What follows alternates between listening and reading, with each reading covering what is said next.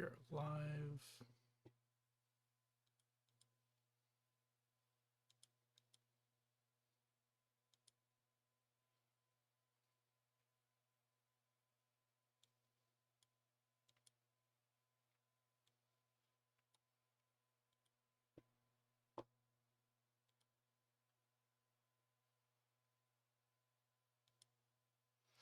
Okay. Can you hear me?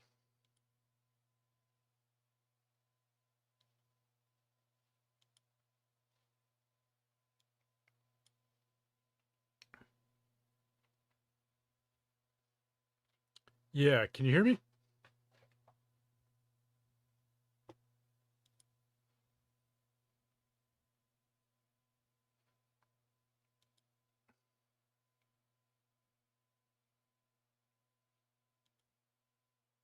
Yep. Can you hear me?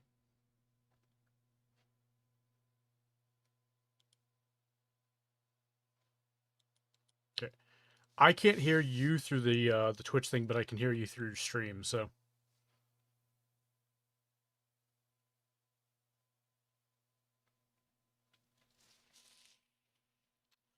if you want we can also do a Discord call.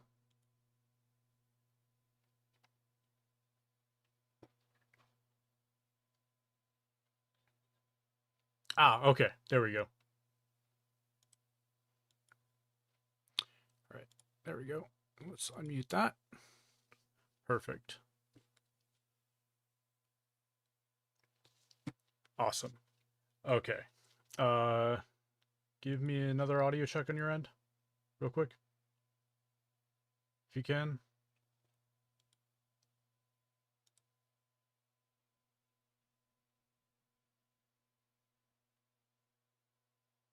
Okay. So go here. Pardon a moment. We're just getting everything ready.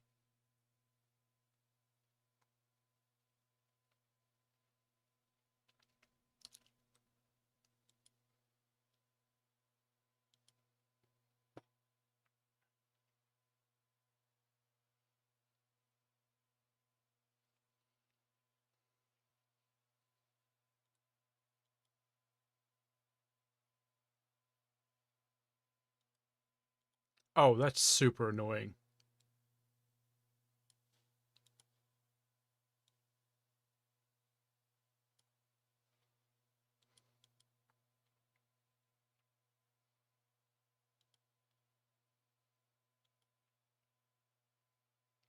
It's coming through just fine. I need to crank you up a little bit here, though. Excellent. So, Yeah, honestly, I'm looking at this and I'm like, I just need to turn you up to max, and then you're coming through fine. yeah, I found out something really super annoying. If I mute this tab, if I mute the Twitch tab, it mutes this thing as well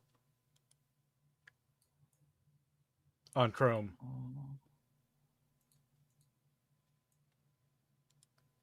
So that's super annoying. All right. I am not going to have a face cam for the time being. Do you have your virtual cam on? I only have one camera. Oh, no, I mean in OBS. Do you turn virtual cam on? No. If you click that, I'm going to get your video broadcasting to me. Okay, how do I do that? It should be right under start recording. Start virtual camera. Okay. And then when you open up the Stream Together tab, when you turn camera on, it should just say share virtual cam.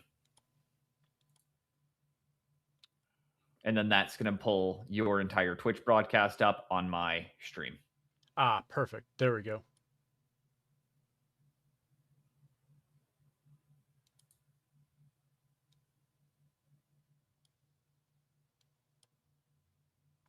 Beauty. All right. Apparently we're streaming in 144p, but that should fix pretty quickly. Properties. Oh, that's why. Oh, what? So I need to stop the virtual camera and select output type or something. I've never wait, done a no, never virtual mind. camera. Properties.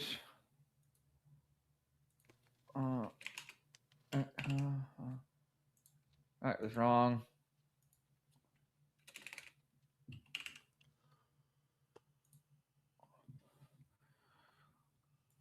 I need to properties.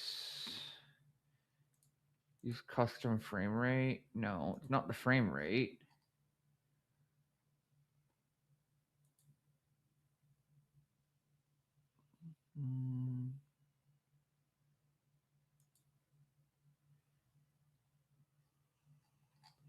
Okay, that is working. A little blurry, but we'll try shrinking you down. We got you there. Settings, camera.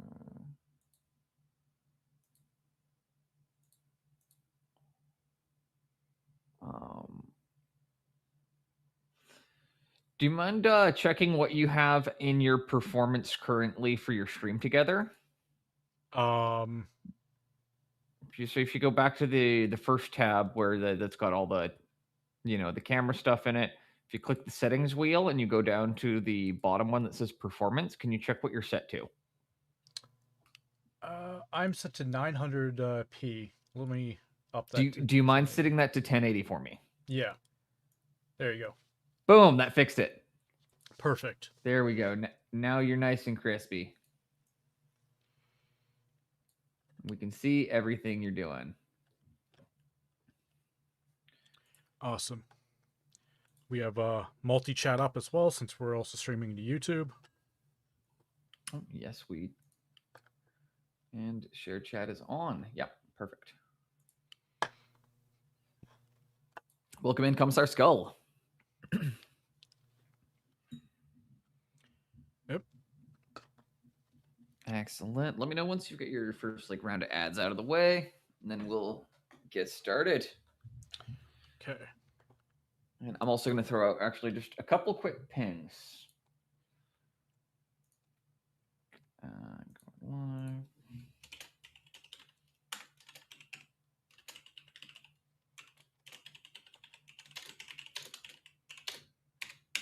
Hey, Yoden.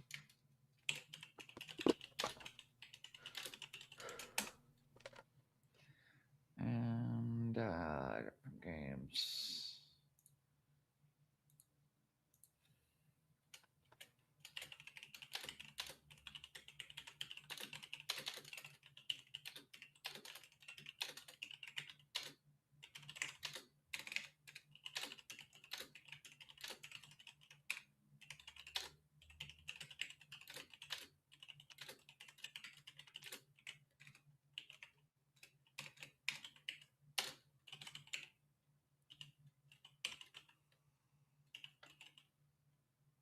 We'll start here in a few minutes, people.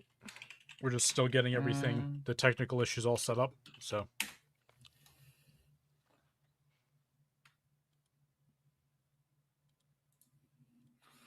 Excellent. Welcome in, Jotun.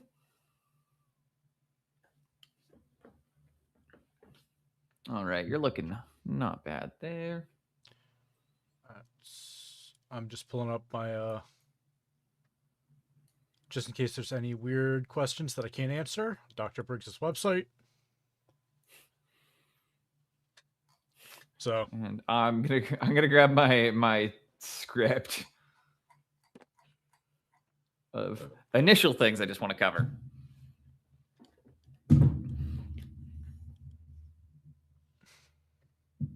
Yep. Excellent.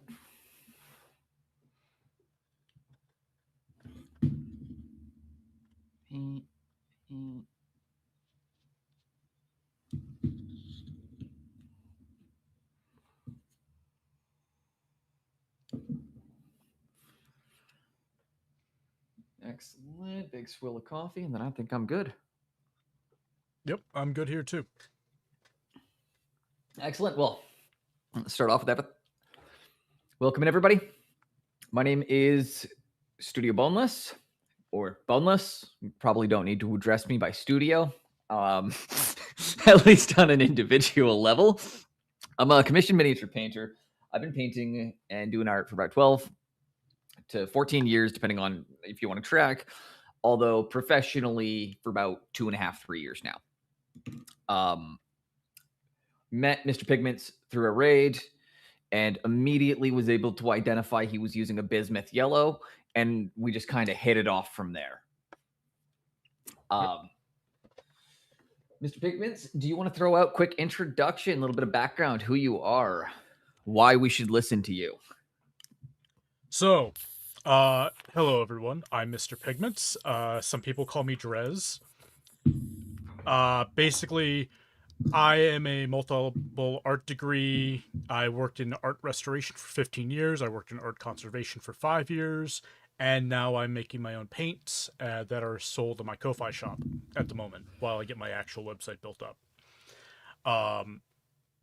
Basically, I'm a professional artist who went into academia because of my passion for art. So, my expertise is more on the material side at this point than the history side, despite having a degree in art history. But that's just mostly because I forgot everything from school. So, anyways.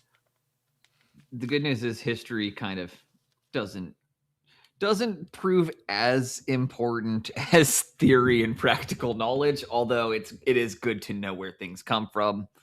You know, obviously art history does have its place. Mm-hmm. Oh, yeah. There are a bunch of things in art history that are actually very good to know as well. Like where color temperature came from and how that came to be. Ooh. So, a little brief intro into that, just a little tidbit is that cool colors and warm colors, they came to be through how dark they were. Or how bright they were. The darker it was, the cooler the color. The brighter it was, the warmer the color. And we still do that to some extent today. However, nowadays, typically I would say the definition is shifted a little bit because warm and cold is the association between blue spectrum and red spectrum, typically. And yeah. I avoid wanting to say yellow spectrum because yellow can fall to both warm and cold, and you can get into your cold reds and you can get into your warm blues. But in the simplest sense, typically when people talk about color temperature now, it falls more into the spectrum of blue or the spectrum of red than the darkness or lightness of the color. Yeah. So that's kind of interesting that is something that is become completely bastardized over the years. And I'm sure that's not going to be the only thing we'll hear that's been bastardized over this time either. Exactly. So we're going to have a lot of them. First, what got you into doing paint? Like, why do you want to start making your own paint? So, it originally started because I couldn't find a good primer. All the primers I tried, all were just normal paint, and I wanted to find something that actually was going to adhere. And then I just found out that, oh yeah, unless you're doing solvent-based, it's not going to adhere. It's just chemically not possible. So, yes. But yeah, it started originally because of that, and then what got me into really considering my own paint was actually Vallejo White, where I hated it so much that I wanted to make my own paint. That's fair. I'm trying to think if there's any color that has made me so angry that I've wanted to make. There is, but it's going to feed into a later question, so we'll get into that. For me, it's light umber. Light umber is the paint that made me being like, come on, guys, how hard is it to make a good brown? Apparently, as we're going to learn later, guys, it's pretty hard. But yeah, I can pull out some of my early attempts at making burnt umber at some point here, and one problem with burnt umber specifically is that it likes to coagulate in alkaline environments. So if your paint is too alkaline, it will coagulate. Excellent. That's exactly what we need is more. If there's one thing I need out of my paint, it's more coagulation. Yeah. So you have to That's know exactly how the burnt umber is and where it comes from to be able to make paint out of it. okay. Yeah. That's kind of interesting there. Because yeah, I used to get really grumpy about that, and I always had it in my brain in my head that brown or producing a good brown paint would be really easy to do because I've got that kind of like base understanding of like CYMK. Mhm. So then in my brain it's like, yeah, brown is easy. Just mix just just mix it. It's just like, well, how hard is it to mix green and orange? Or green and red, or Right? Or yeah. like or so that's kind of what was going through my head when I was going through it. I was like, well, how hard is it to do that? Like you just grab opposite points on the color wheel and mix them. Oh, see, that is something I actually didn't want to get into here because that is actually Okay. a very misleading thing. Um, Okay. so first off, did you know that colors do not mix on a straight line? They mix on a curve on the color wheel. I did know this. I Yes. did know this. This is a really exciting topic because I've been trying to. This is the thing I wanted to learn the most about going into this. So this is called Kubelka-Monk theory, is predictive color mixing. You can actually do math to predict color mixes. Okay. A good example this- here is okay. So with traditional color theory, we're gonna go grab a cadmium here, because it's right next to me. Unless I have my pyrrole, Oh no! Let's use if you gotta. I mean, let's use a no. pyrrole. I mean, it's expensive to demo with CAD. I know. Pyrrole's more expensive. Really? Mm-hmm. For acrylic. I can usually get Pyrrole cheaper than I can get a CAD Red. CAD Red where I live is ridiculous though. Oh yeah, you're also buying Holbein, which there's an extra cost on that too. It's worth it. Oh yeah, no, it's good paint. The only one that I think is better is Golden, but that's my bias coming out. It's more than fair. Everybody's allowed to have favorites. Yep. So that's Phthalo Green PG7. That's Okay. Pyrrole Red, some Pyrrole Red that I made. I need to make more Okay. because I'm almost out. Let's see. We also need a little bit of this here too. So we have two different reds. Yeah. We have, and this is the reason why color mixing can get really complicated really quickly. And So I'm going to say really quickly, guys, if you're on my end, make sure that you have Mr. Pigment's stream open right now while he's doing this, because you're going to get a better color representation from his end than mine. So I want you guys to just make sure you've got both streams open, that you're taking a look at his right now for things like the color mix, because we're doing our best, but it's a little blurry right now. So yeah. So it's a good thing that he's going to have the VOD. Yeah. With traditional color theory, you mix a little bit of green into the red and you darken it down, right? Yeah. Let's move the camera over here. Way ahead of you. So when we can get a brown out of that, right? Yeah. Well, with traditional color theory, it doesn't interact that well with modern theory, which is CMY. Okay. Because if we mix together the quinacridone magenta, we get a purple. If we get more blue in here, we get a blue. Okay. This is where, and we can prove it's a blue by adding a little bit of white here. It's a very dark blue. Take a little bit of white.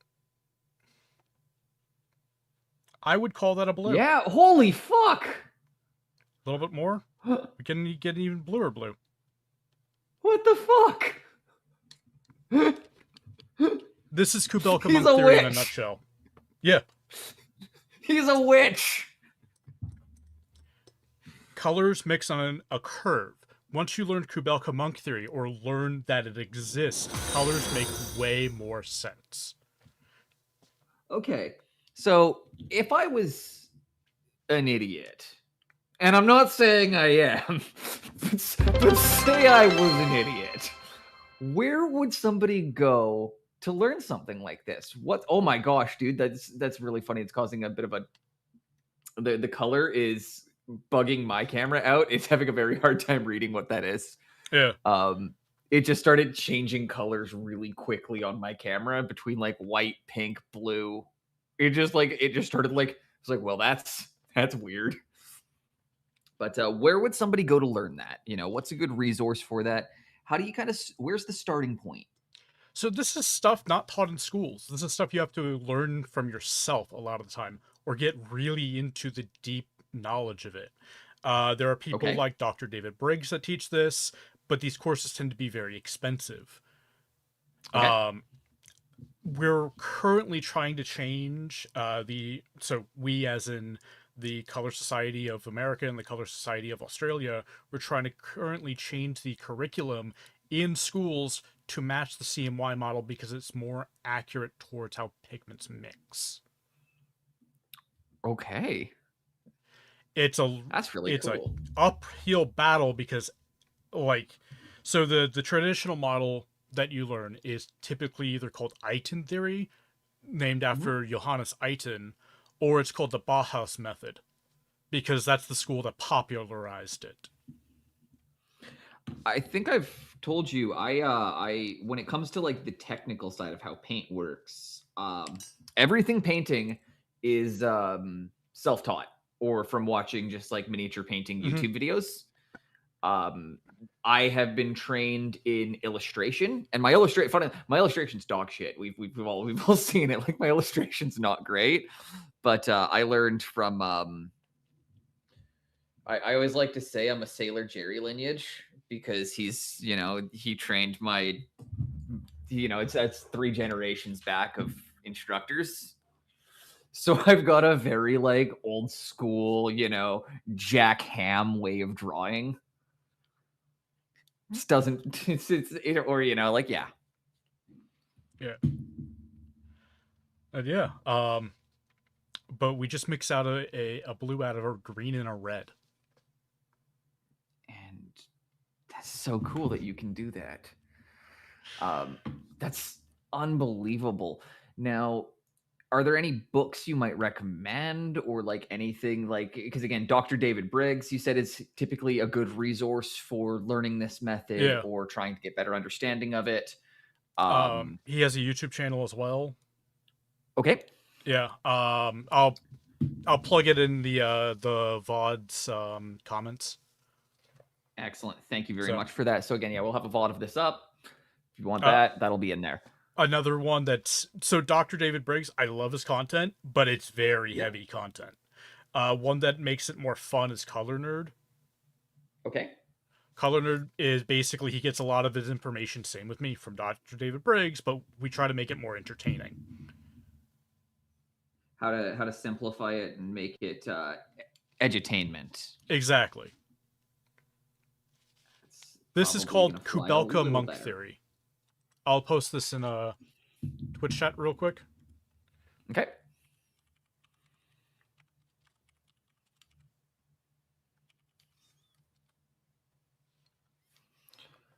Um, so this is awesome because then we're gonna get into our next question, and you're gonna this is one of your favorite ones. Okay. Um, why do you feel that acrylics overtook oil paint in popularity in the 1900s, despite the fact they're just as toxic in their suspensions and actually worse for the environment? Ooh, that's a fun one because so this actually has to do with war preservation and war Okay. not war preservation, but oil paints were being used so much for the war effort that artists couldn't get a hold of oil paint. So acrylics were made by actually a German company called BASF. I cannot pronounce their name, but it's basically uh, Germany's soda and lime factory, soda Okay. fabric and lime factory, something like that. But it's called BASF, and they still exist to this day. They invented a solvent-based thing that was that they called an acrylic, and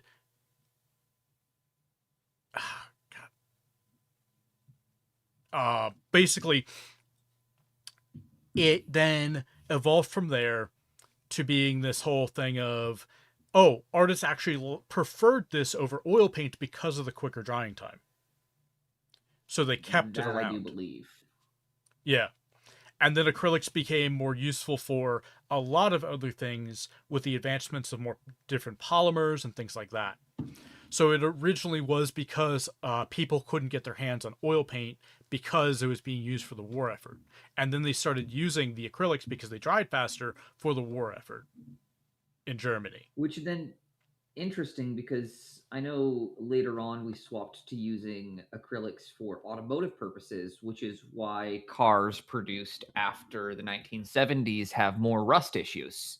As Mhm. the oil paint actually does a significantly better job. Who would have thought that coating something in oil protects it from rusting better? Yeah. Well, there's a lot Right? more to it than just that. So a lot of the oil paint that cars use are Mhm. known as an alkyd, which is a Yep. polyester based oil emulsion thing. Um, in my Discord, we have a joke about how they are uh, like acrylics, but they're not an acrylic by technicality. So,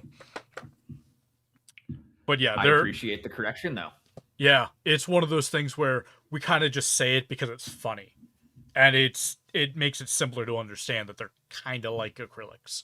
An alkyd will speed up the drying time of oil, make them stiffer, make them more durable, which is fantastic on cars, not so much on canvas. Mhm. When you put it on canvas, it actually cracks because of the flexibility of the canvas. But on a I've had car, issues with that from over varnishing before too. yeah. But on a car, impact resistance. Okay. So, yeah, it's very Interesting. nice. But Interesting. yeah, I forgot where I was going with this. That's okay. Yeah, so You were correcting me that it's technically not an acrylic, it's an alkyd based paint. yeah, those took over from pure oil paint because of the quicker drying time, and then we're using acrylics now. Because that was the one thing I do remember when I learned about that was that it's like since we've swapped to using acrylic and vinyl wraps, the speed at which cars rust. Because well, I'm from the Pacific Northwest, right? So Yeah, like fucking we deal with so we still salt our roads here. So we got salty roads, heavy rains, regularly 80-90+% humidity while it's over 30%, or sorry, while it's over 30 degrees Celsius, or for the Americans in here, like 95 degrees Fahrenheit, well, 85% humidity, so like rust is a serious problem up here, which is why that's kind of one that I've always just kind of found a little bit interesting. No worries. The next thing we'll go into is kind of just wondering, why do you feel that they teach color wheel in schools? it's much easier than the 3D model, in all honesty, to understand and visualize. With the 3D model, it also anyone with aphakia or aphantasia, not aphakia, aphantasia can't really do it Okay. that easily because you have to visualize in your head to be able to do it correctly. Oh, so what about the use of color globes? Um, that's starting to get more popular, but they're still really expensive compared to a color wheel.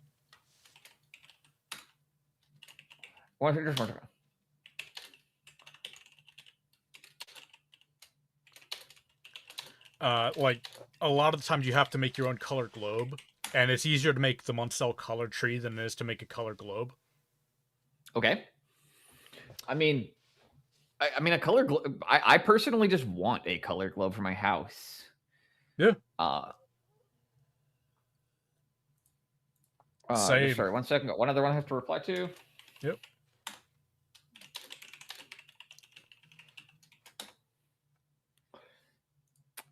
Excellent. So, but there's no real good reason that they're not widely used, like having the actual color globes for the 3D visualization, other than just it's not really that popular yet. Yeah, pretty much. That's basically it.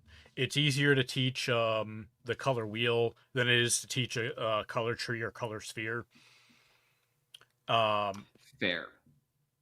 that's But do you basically feel that it. artists Yeah. would be at a disadvantage Oh no. using the wheel or the sphere, or do you feel that one has a more like do you feel that one has a I'm not saying that there is a best one, but do you feel that there's one that like kind of is more encompassing for a beginner? Um. So I I should have put this. The Munsell color tree. Once you get over this small little hurdle of it being a 3D thing, Mhm. it's easier to understand hue, value, and chroma with it than it is a color wheel.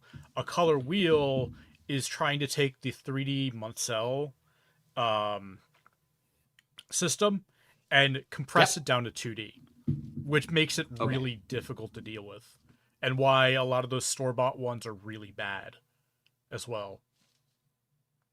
And probably why there's also so many different versions of the wheel that you see that have different things in different places. Right. So then that kind of just transitions into the next question perfectly. Why would say an advanced hobbyist? So say you've been painting 5 or 6 years, you really got the feel under your belt. You don't even need to look at your color wheel anymore. That's all stored in your head. Um, why would an advanced or like an intermediate advanced painter hobbyist want to maybe transition to a different color system? Like again, the Munsell color system of using like the sphere, the tree, or chroma curve. Hmm. For better accuracy when you're mixing colors, simply put. And why do you feel that getting that better accuracy, that's something that you're going to essentially be able to train up your eye to do once you learn how these systems work. So if anybody in here is wondering, do you like so again, I just kind of want to take it back a step and try to tie it back into a bit of a previous point of the Kabelka monk theory. Hmm. Do you feel that your like understanding of like the chroma curve slash the sphere or the Munsell systems, do you think that like having that is what gives you the ability to then understand the Kabelka monk theory? Yes. I know a little bit more about Kibelka Monk. Ooh. I know a little bit more about Kubelka Monk than most artists do because it's something I had to study in school for art theory, and it's Yep. very heavily based around physics and how light interacts with an object.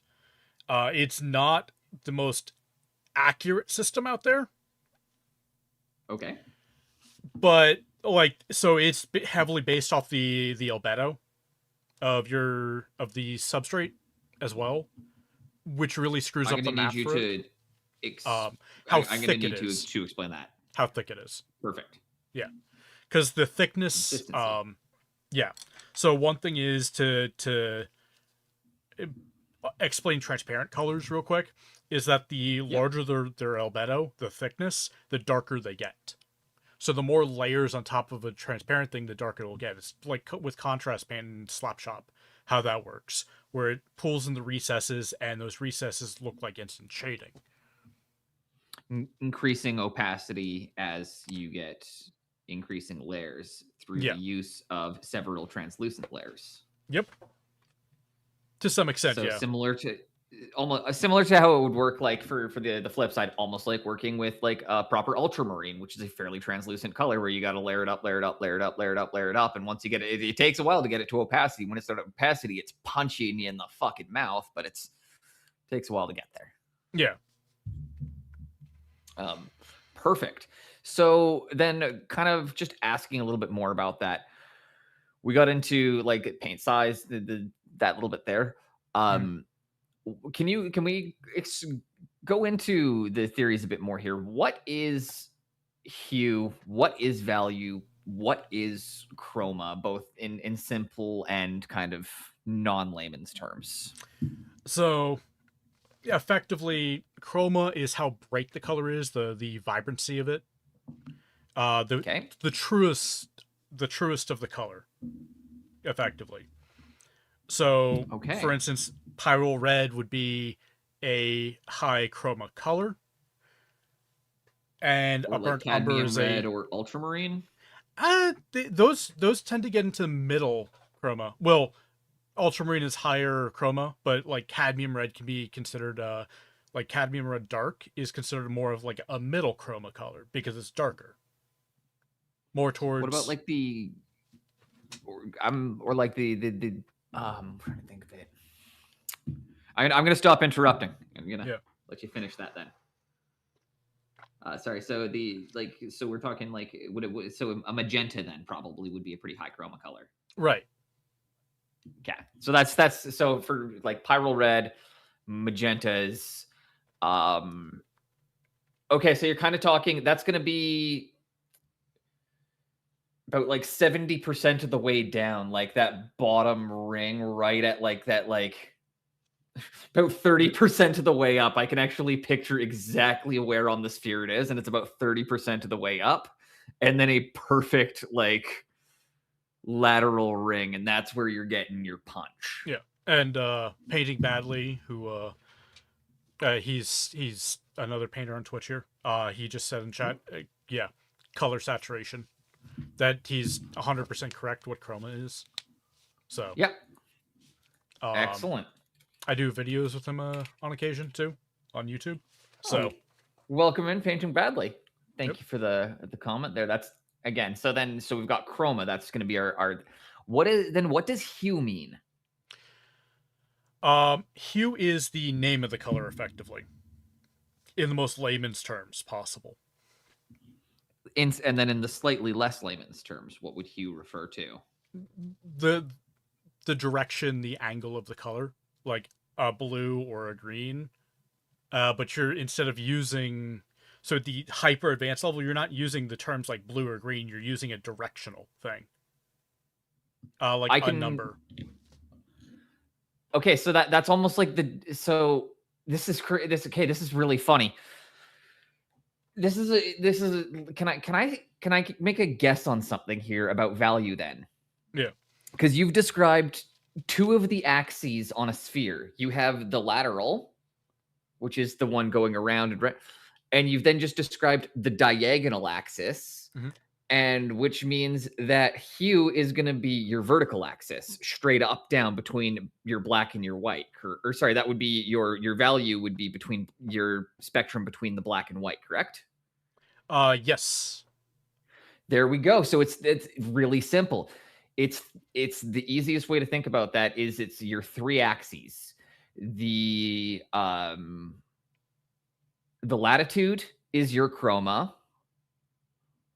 The or no. So No, the parallel. God, I can't remember it's but yeah, I can picture it perfectly. It's just a 3 point. It's a three-way grid, but it yep. works on a curve. Hue. Uh-huh. I'll just draw this out. Hue is the round. Chroma is the that.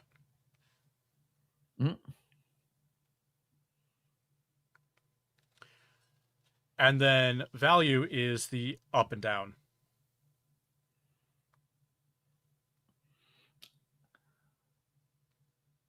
Dude, that is the simplest explanation, and I appreciate that you kind of broke that down a little bit more there. Oh, and then the video just came in perfectly right as you did that. Yeah, I can see that. You got your curve, your diagonal, and your up down. That's awesome. Thank you for Yep. that. So then that's a fun one here. We'll get into kind of this is going to be a bit more of a beginner oriented question for some people who are newer into painting. So this is kind of more towards my audience. Why is it that we have paints turn brown when we mix them together? When you think it's going to go green, or you think it's going to be a purple, or you think it's going to be an orange?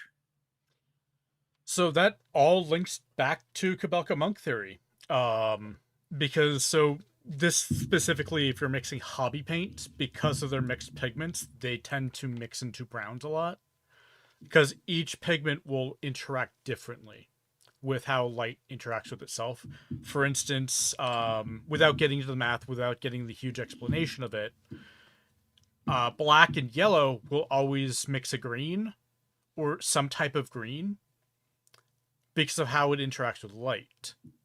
But if you have a yellow that is too warm, it will mix kind of a brown. If you have one that's very, green leaning, it will mix more greeny colors.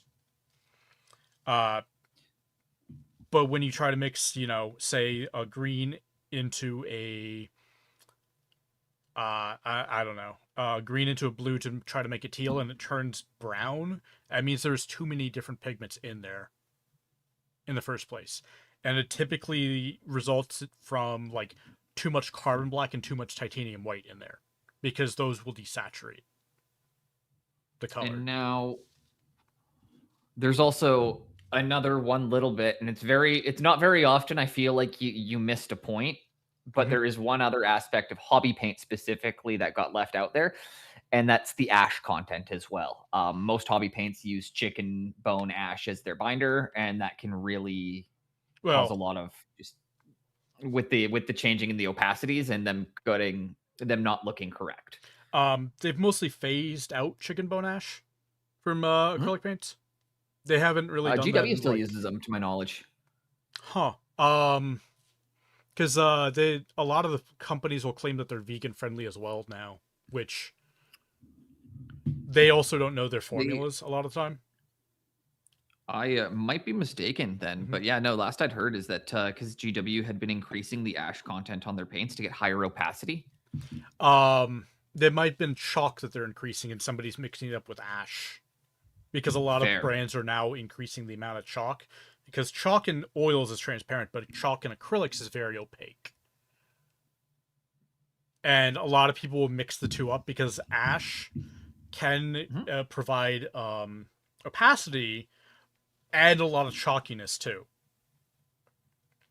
Okay. And a lot of people don't realize that like talc and chalk are really common as matte agents within this hobby as well, because it does everything you want. Gives you your matte agent, it's cheap, and it gives you opacity. And somebody like myself, again, you just, again, we're getting corrected here, where I did not know that, but now I do. So, which is, again, the point of this is so we can all sit here and go, well, fuck, I learned something. So I appreciate that. Yeah. The downside to using chalk and talc is that your paints become kind of gritty and chalky. So Grindle, the correction is that's not a common practice anymore. They're phasing it out to become more eco-friendly, quote unquote. Which is funny because that's less eco-friendly because there's a surplus of chicken bones and you got to do something with them.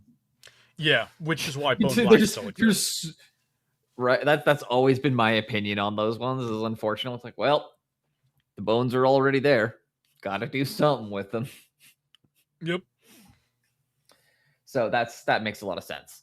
And then that's going to kind of, again, pull into the next one of why do you then think that single pigment paints, or why do you think people should kind of potentially look at using a single pigment paint? Or what are the advantages of single pigment paints over your traditional hobby paints? What are some of the disadvantages that a hobbyist might find when they try out artist grade and single pigment paints? So artist paints, to get into a little bit of a thing here before I get into the single pigment stuff, artist paints are generally speaking much higher quality and have way higher pigment loads with better grind sizes than hobby paints do.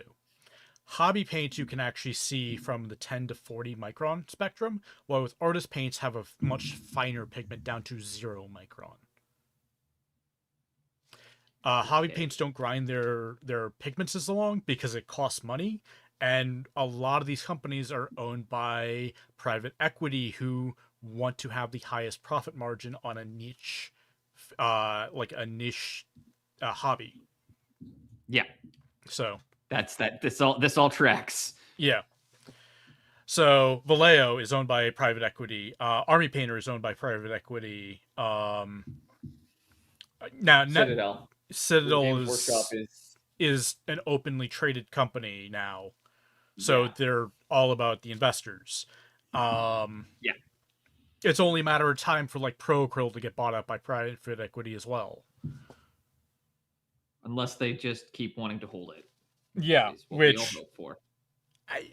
Vallejo got bought out for some obscene. I think it was like 60 million.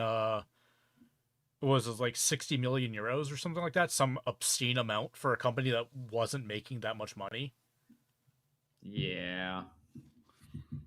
So that tracks. So then Yeah. essentially we're talking things pigment grind, a little bit weaker. And then so then one of the things I've noticed with a lot of my artist paints in comparison to hobby paints. So like because I know we talk about we're gonna get into the pros.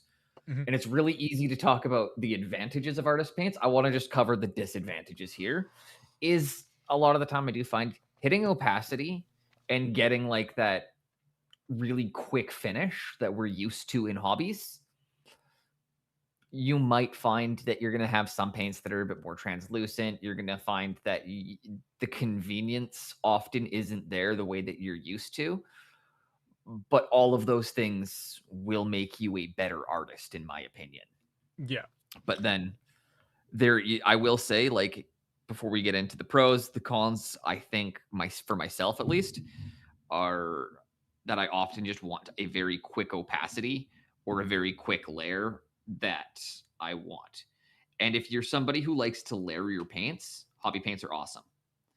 Because if you're just applying layers, if you're not mixing as much, like if you want to do a wet blend, you want to do like really nice wet blends, you're going to want to use a higher end paint because you want to be able to know exactly what that color is going to look like before you start slapping them together.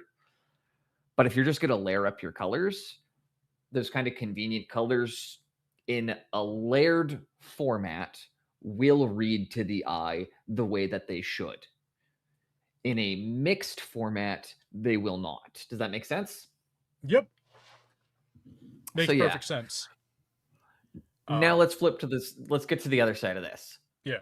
Why do we want to make that swap? So, one thing is that a lot of people misunderstand this, but mixing your colors means you always can get the exact shade once you get good at it. This is true.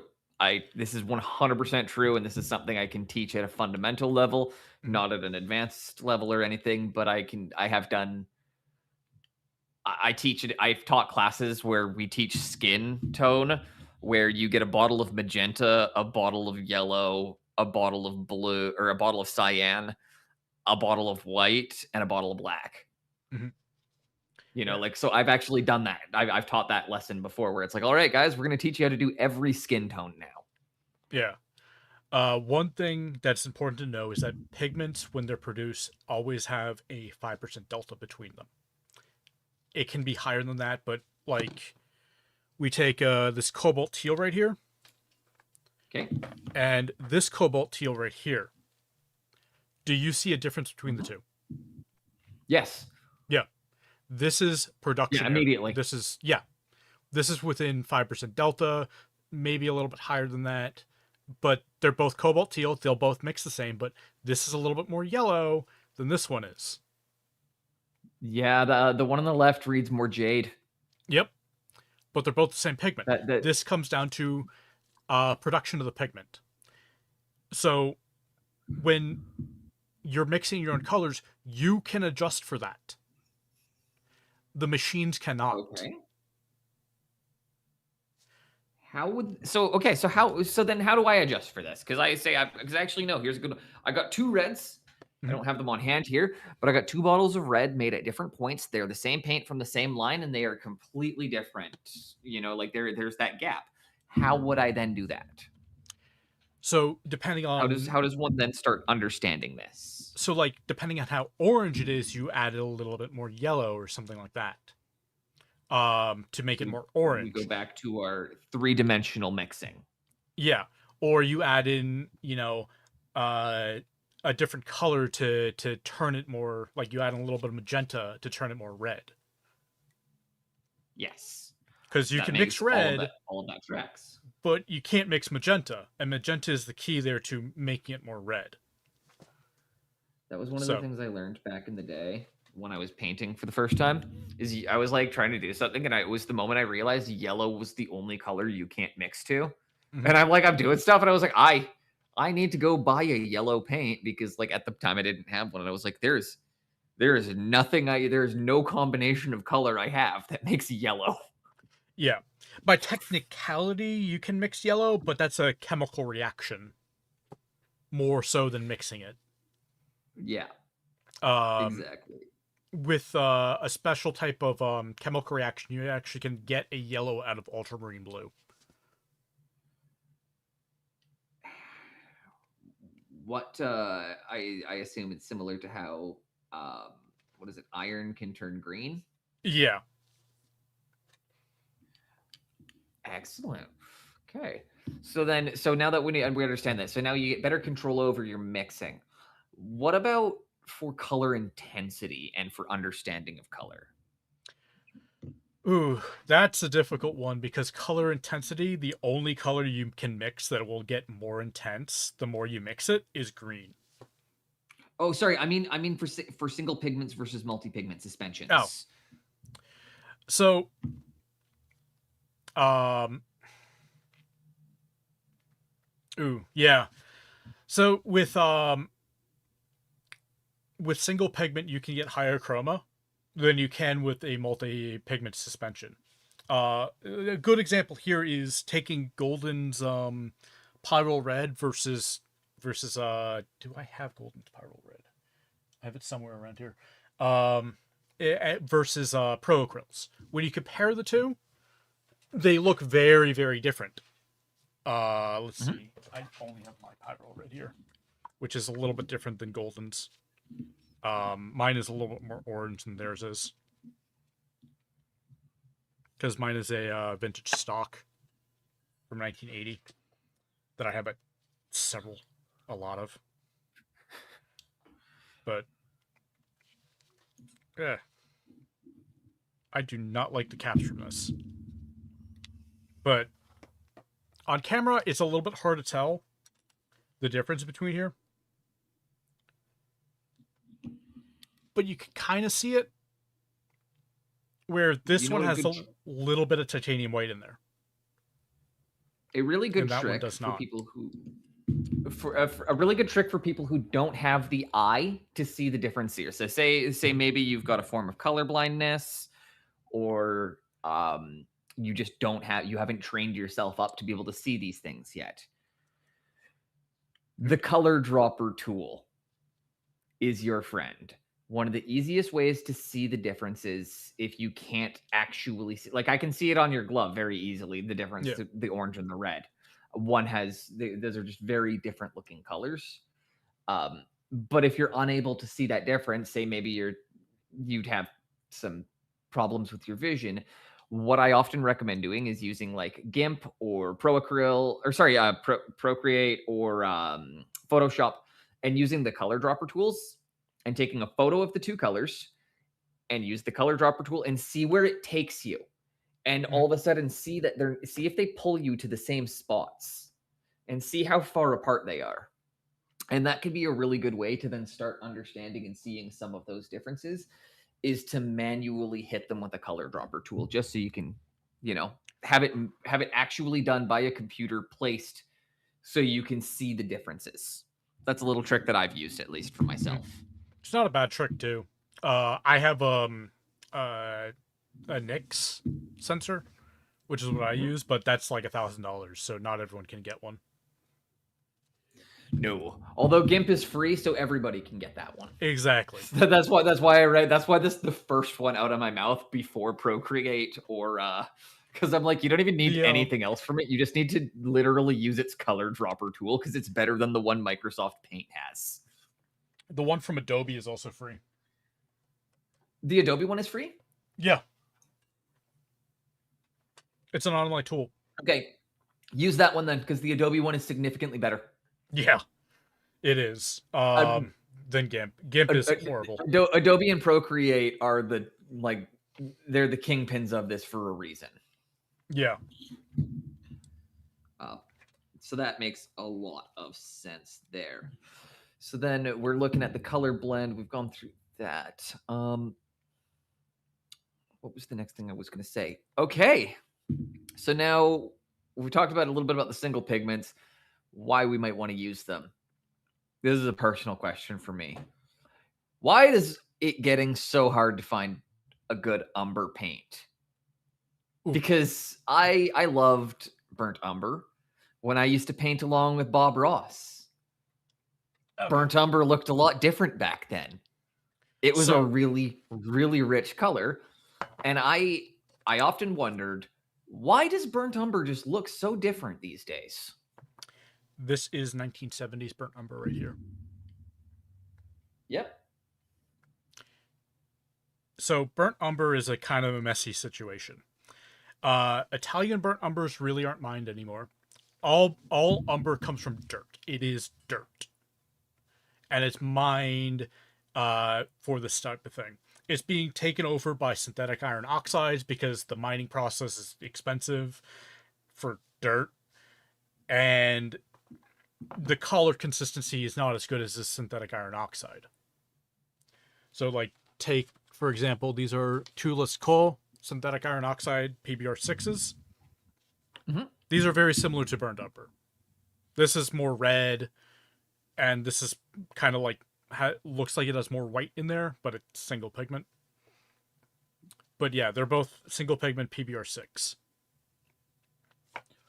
I like the one on the left much, much better. Oh yeah, these are nice paints, and they're kind of expensive, but yeah, I do like the redness. Like that would make for a really nice non-metallic metal, but that's exactly it. Is so like I expected a touch of that redness in my umber that isn't there anymore.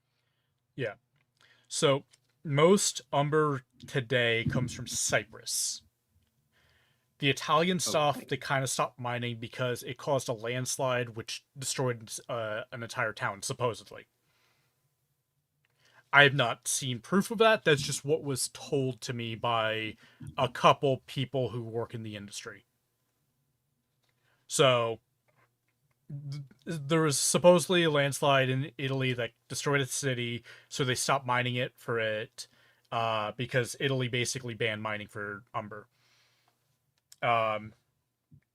You can still get it. They just changed the mining area, but it's not as mined as Cyprus is.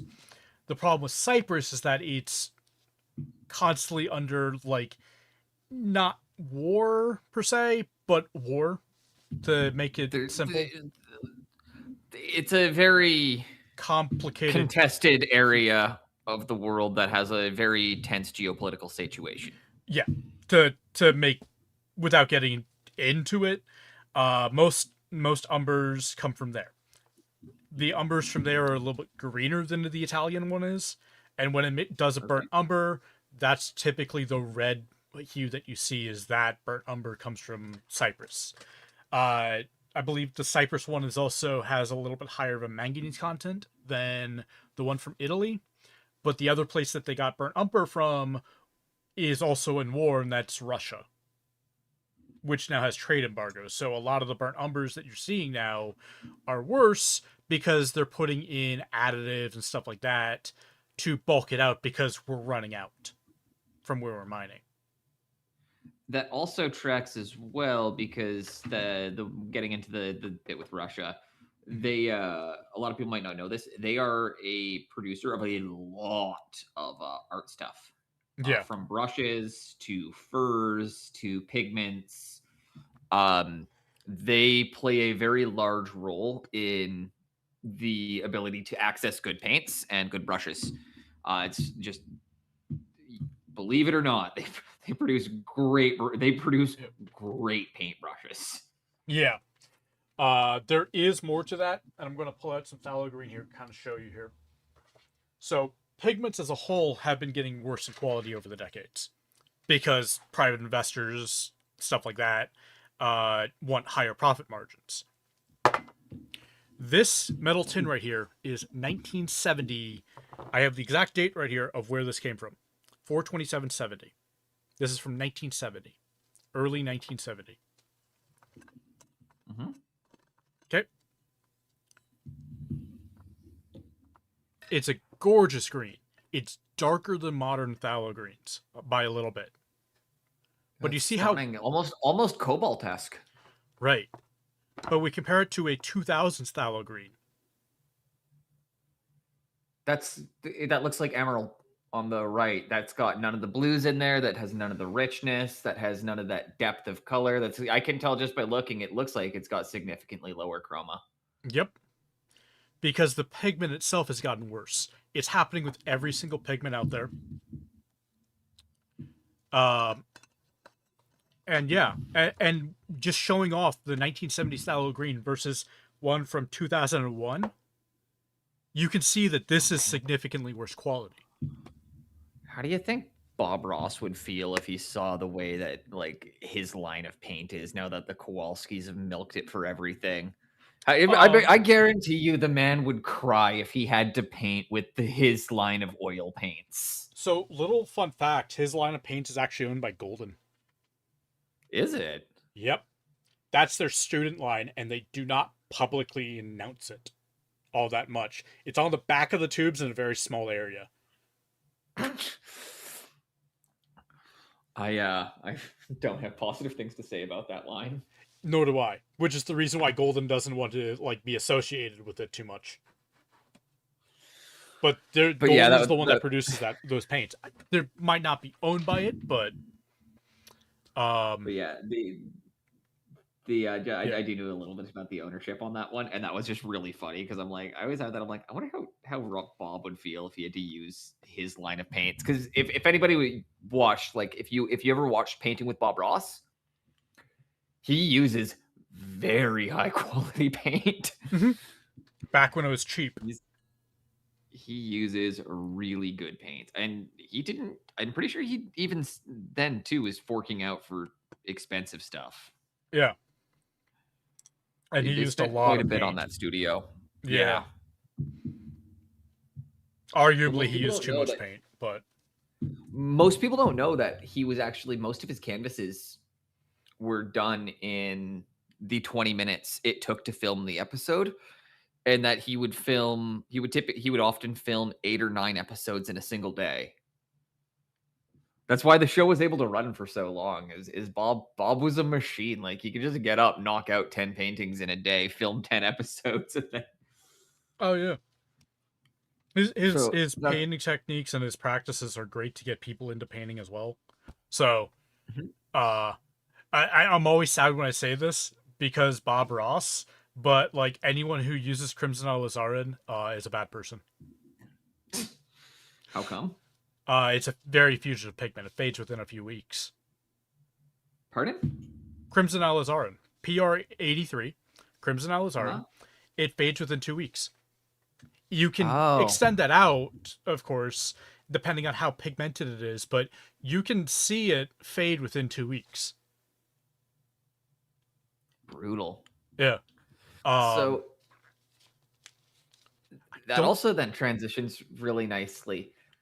When and where, because that actually sounds like one of those instances, but when and where do you feel that like convenience colors still typically should have a place in people's painting kits? So first we have to define what a convenience color is, because that's not so much explained here yet. Because there's 2 ways of thinking about it. For instance, dioxazine violet. This is a single pigment violet color, or purple, whatever you want to call it. To me, this is a convenience color. To other people, this is not because it's single pigment. But I can mix the color similarly to this, which makes it a convenience color. Okay. Because I was going to say, I typically, anything that is single pigment and is a color that exists on its own in that fashion, I would have considered I would not consider a convenience color. But then again, yeah, if it's something you can mix to, if that's by your definition, so let's start with the simpler of definitions first, where it's just something. We'll start by using the simple definition, and then we'll talk about this with the more complex definition. Yeah. In the simplest definition of it, of like non-single pigment or blended pigment suspensions, why do you feel that those do have a purpose in people's kits, and where would you typically bust them out? For me, browns and Yeah. blacks, those are convenience colors as well. Those are what I use a lot of, so I will actually have a couple on my palette. Each black pigment is different in reality. They all work differently. I love my Perylene Green, which is a black pigment. I love my Burnt Umbers. I love my Manganese Brown. My new favorite brown is Manganese Brown. It's super opaque. It does what I want it to do. And I use a lot of it. So if you're using a lot of a specific color, that's where a convenience color can come in to play. Like use a lot of, say, a lilac or something like that. It would be smart to mix a batch of that and tube it up and then use it from there. That would be a convenience color. You're reaching for that lilac you mixed up in bulk, and you're constantly using it. Or you want like Michael Harding Wisteria a lot because you're using that for flowers or something like that. NATO Green for scale modeling. That's really cool. Yeah, it's one of those things where I know how to mix NATO Green, but if I'm trying to do a large scale model, it sometimes will make more sense for me to make a huge bulk batch or just to buy it to save myself time and effort. That's where a convenience color would play. Now, that also kind of loops back to the previous thing of the machines can't calibrate for color differences between the pigment, and which is why I prefer mixing my own bulk batches to buying convenience color. That tracks. So, yeah, I have a bunch of little things laying around of NATO Green. Like this is a NATO Green that I mixed up for my models. It's 3 pigments. It's bismuth yellow, carbon black, and a little bit of phthalo green. To up the chroma. But yeah, that's my convenience color that I have next to me because I use it all the time. That's for you use that one for your quar a lot, right? I use it for my scale models. I do a lot of scale modeling as well. Excellent. So scale modeling's fun. Oh yeah, it is. And I'm actually just gonna say, I'm gonna agree with you. I know I haven't really offered much in the terms of contesting what you have to say here, but I do really agree with what you're saying about your browns. With the fact that it is getting harder and harder to find a good like umber or sienna, there really isn't a problem with just grabbing, a brown that has the color you like and the consistency you want, because again, it's always about understanding that sometimes the convenience colors are not going to be great for mixing with, and that's as long as you know that and you're going into it with that understanding, that expectation, it's not an issue. Now, typically when working with convenience colors, I go in knowing this is something I'm going to layer, not blend. So there's actually, let's loop back around to you saying siennas. Raw sienna and natural yellow ochre are no longer produced. What? So the last holdouts for the 2 colors were mulch and the train industry. Artists want them, but the artist industry is only $300 million a year. Globally. Okay. Only $300 million. We only buy $300 million worth of sienna a year. Yeah. Fucking hell, right? The mulch industry is multiple billions. I think they're I 1.2 billion believe that dollars. mulch. Yeah. The train industry is like $2 billion a year. That also tracks. Trains are important. Yep. They were the last holdout, and they don't want raw sienna or yellow ochre because the color is too inconsistent. Does that mean I have to fight to the death because of like? Am I gonna have to fight somebody to the death for this? Kinda. So they're all switching over to yellow oxide, which is synthetic. I can never use this again, can I? I just have to hold this to show it off and be like, "Ah, fuck you guys! Look what I have." Yeah. So, the next one is umber on that list. Which this is not umber. This is manganese brown. But I needed the brown to kind of hold up. Right? Yeah. Art by Carlos. Totally agree with you on that one. So I can pick up the tubes of like the Holbein. Their raw sienna is only like $10 a tube here. So do I need to just go and buy out the art supply store? If you want to keep it for a long period of time, yes, but that doesn't necessarily mean that all suppliers are getting rid of it that quickly. It's still mined for in some countries, but the primary suppliers have all basically just said, "Yeah, we're not dealing with it anymore." That's interesting, man. Because Yeah. it's funny that it's the browns that are going out of business because those are some of the best colors. Yeah. Well, it's all in favor of synthetic ones which have less of a consistency problem when it comes to the color, and they're easier to turn into paint. The other thing is that like burnt umber, raw umber, stuff like that, yellow natural yellow ochre, there's one minor problem with them. And by What would that minor, be? I mean major. Okay. That major problem is that they can be contaminated by lead. Oh, little lead's never hurt anyone before. Exactly.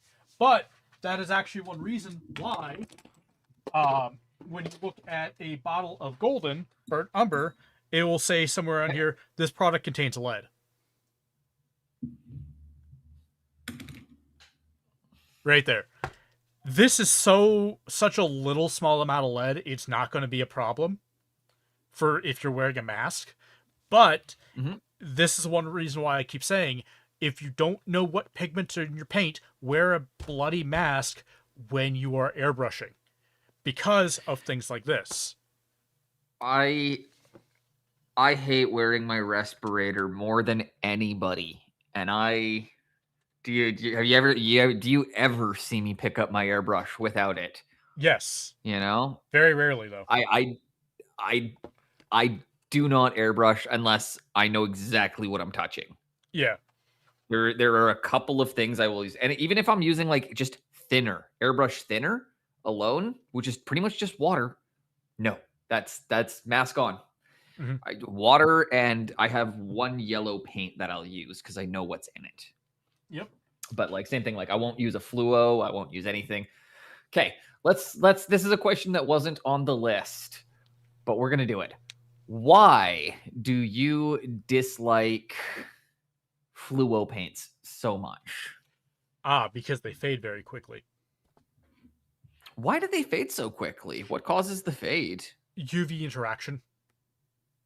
So basically, without getting too much into the science, I was hoping to go into the how fluo paints are made with that question.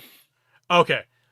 So they're made from a dye called rhodamine B, and they're mounted on a melamine formaldehyde resin. More often than not, it's melamine formaldehyde.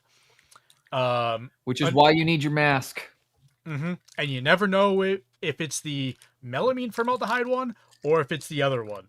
And the other one is like twice the price. Just as deadly. The rhodamine dyes were actually made for the medical industry originally. There was Those are if you ever see those dyes that they use for your body, those are rhodamine dyes. they've swapped to barium in Canada Yeah, now. But yes. and Color Laboratory here is exactly what I was getting at, or going to say is energy transfer makes them fade. Yeah. Which is So also then one of the key things that becomes the issue for people who use fluo paints. People often like the black light effect of them. And I've had to tell people that like there are little tricks you can do to preserve a fluo. One of the things is like my resin pour system, which it's not going to keep its intensity, but it will keep the color and it will like preserve. It's not going to completely fade out in the way that some fluos can, where then you're just left with the white paint after a couple years that was underneath them. Um, so with fluos, you often have to take a lot of extra steps to really protect them in a way that you wouldn't normally.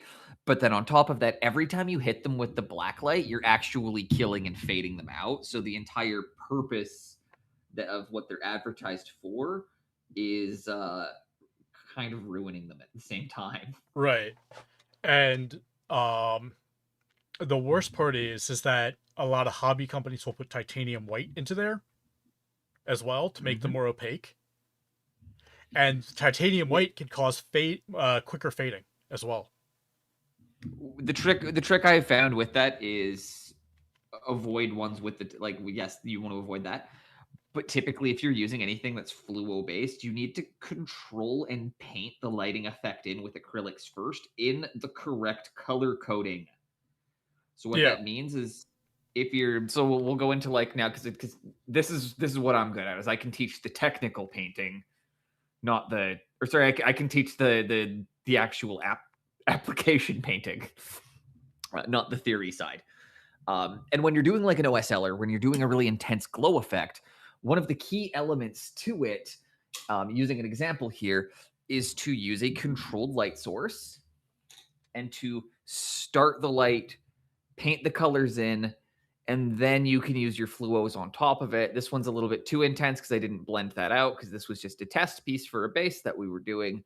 But the idea when you're doing your OSLs with your fluos, you still want to paint them in the traditional sense that you would have, say, 5 years ago, where you're going to apply the greens, you're going to apply your blues, whatever colors you're using as your overspray. You want to have that vibrancy painted under, and then the fluo is just a tiny little fucking pop at the end to give it that final umph before you hit it with 5 coats of varnish to ensure that fluo stays put. yeah. And that fluid will still fade, but after enough layers of it, it can last a year, maybe two, in museum setting. But Sentient Tent has a question here and said that you mentioned there was a fluorescent orange that is light fast. They're asking, is it PO43 that you're showing, and what orange was that? yes, it is PO43, that orange or Pyrenone orange. This is in fact a that is I have to turn off my light here. So Pyrenone orange is in fact a light fast. You can kind of see the glow right there. I can see it. Yeah. I can see that on camera. That's crazy. Yeah. Now, question for you then. Does it still contain the rhodamine V? Nope. So how did they get the effect then? I have no idea. Fair. Yeah. You heard it here first. He doesn't know. Yeah. There's also a light fast yellow, supposedly. Okay. I haven't done testing with it. I haven't seen it, but Dayglow supposedly makes a light fast fluorescent yellow. Ooh. That would make sense that Dayglow is the one producing it. Yeah. Dayglow and Vibrance are the ones that do all the fluorescent pigments. So, well, I mean, they're kind of known for fluorescent. Yeah. It's kind of their thing. Yeah. I mean, the term Dayglow pink exists for a reason. We're going to go into just a kind of changing subject a little bit here again. What are the differences between oils, enamels, and acrylics? what are the advantages and disadvantages of each mediums, and where do you feel that they each have a place in mini, or like where do you feel the places are for them in miniature hobbying? Ooh, so that's a tricky thing. So let's first touch on enamels, because enamel That's the is easiest one. no, it's the hardest one. So, okay, enamel used to mean something, and then in the 1960s, DuPont changed that. And so now we don't really have a clear definition of what an enamel is, because an enamel can be a water-based paint now, when before it was an oil with an alkyd. Okay. But then DuPont, in their infinite glory, decided to market a water-based high gloss paint as an enamel, and then a lot of companies followed suit. So what an enamel is supposed to be is a durable, high gloss paint. The hobby industry changed that to have also matte coat now. Okay. You can find a water-based enamel that has low durability, call it an enamel that's matte, from the hobby industry. Okay.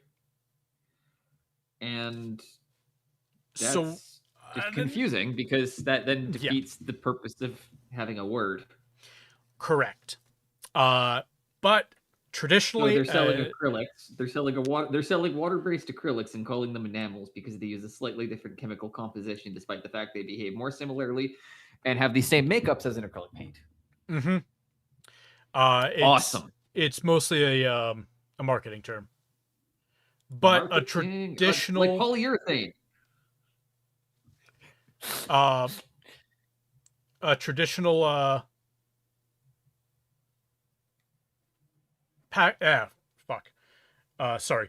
A traditional enamel is going to be a solvent-based paint that is typically going to be an oil-based thing that has an alkyd in there. Okay. Now I do know that some of the enamel lines produced, because typically like the ones that I've seen in miniatures, the ones that I've seen widely used are oil based ones because they're all stuff where you're using mineral spirits. And typically that's I don't know if that's a safe indicator or not, but that is something that I will often use as an indicator for if it's like, oh, is this oil based or water based? As I typically don't use mineral spirits on my acrylics.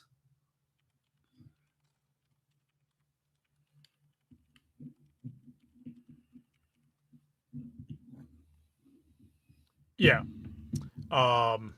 Minerals. Oh god. Oil paints are. So let's get into oil paints now, because we got over the enamels. They're complicated and messy, and I Some of them behave like oils, some of them behave like acrylics. You need to know who's making them, and you need to know the suspension going into them in order to know how they're going to operate. Is essentially right. what you're saying. Yeah.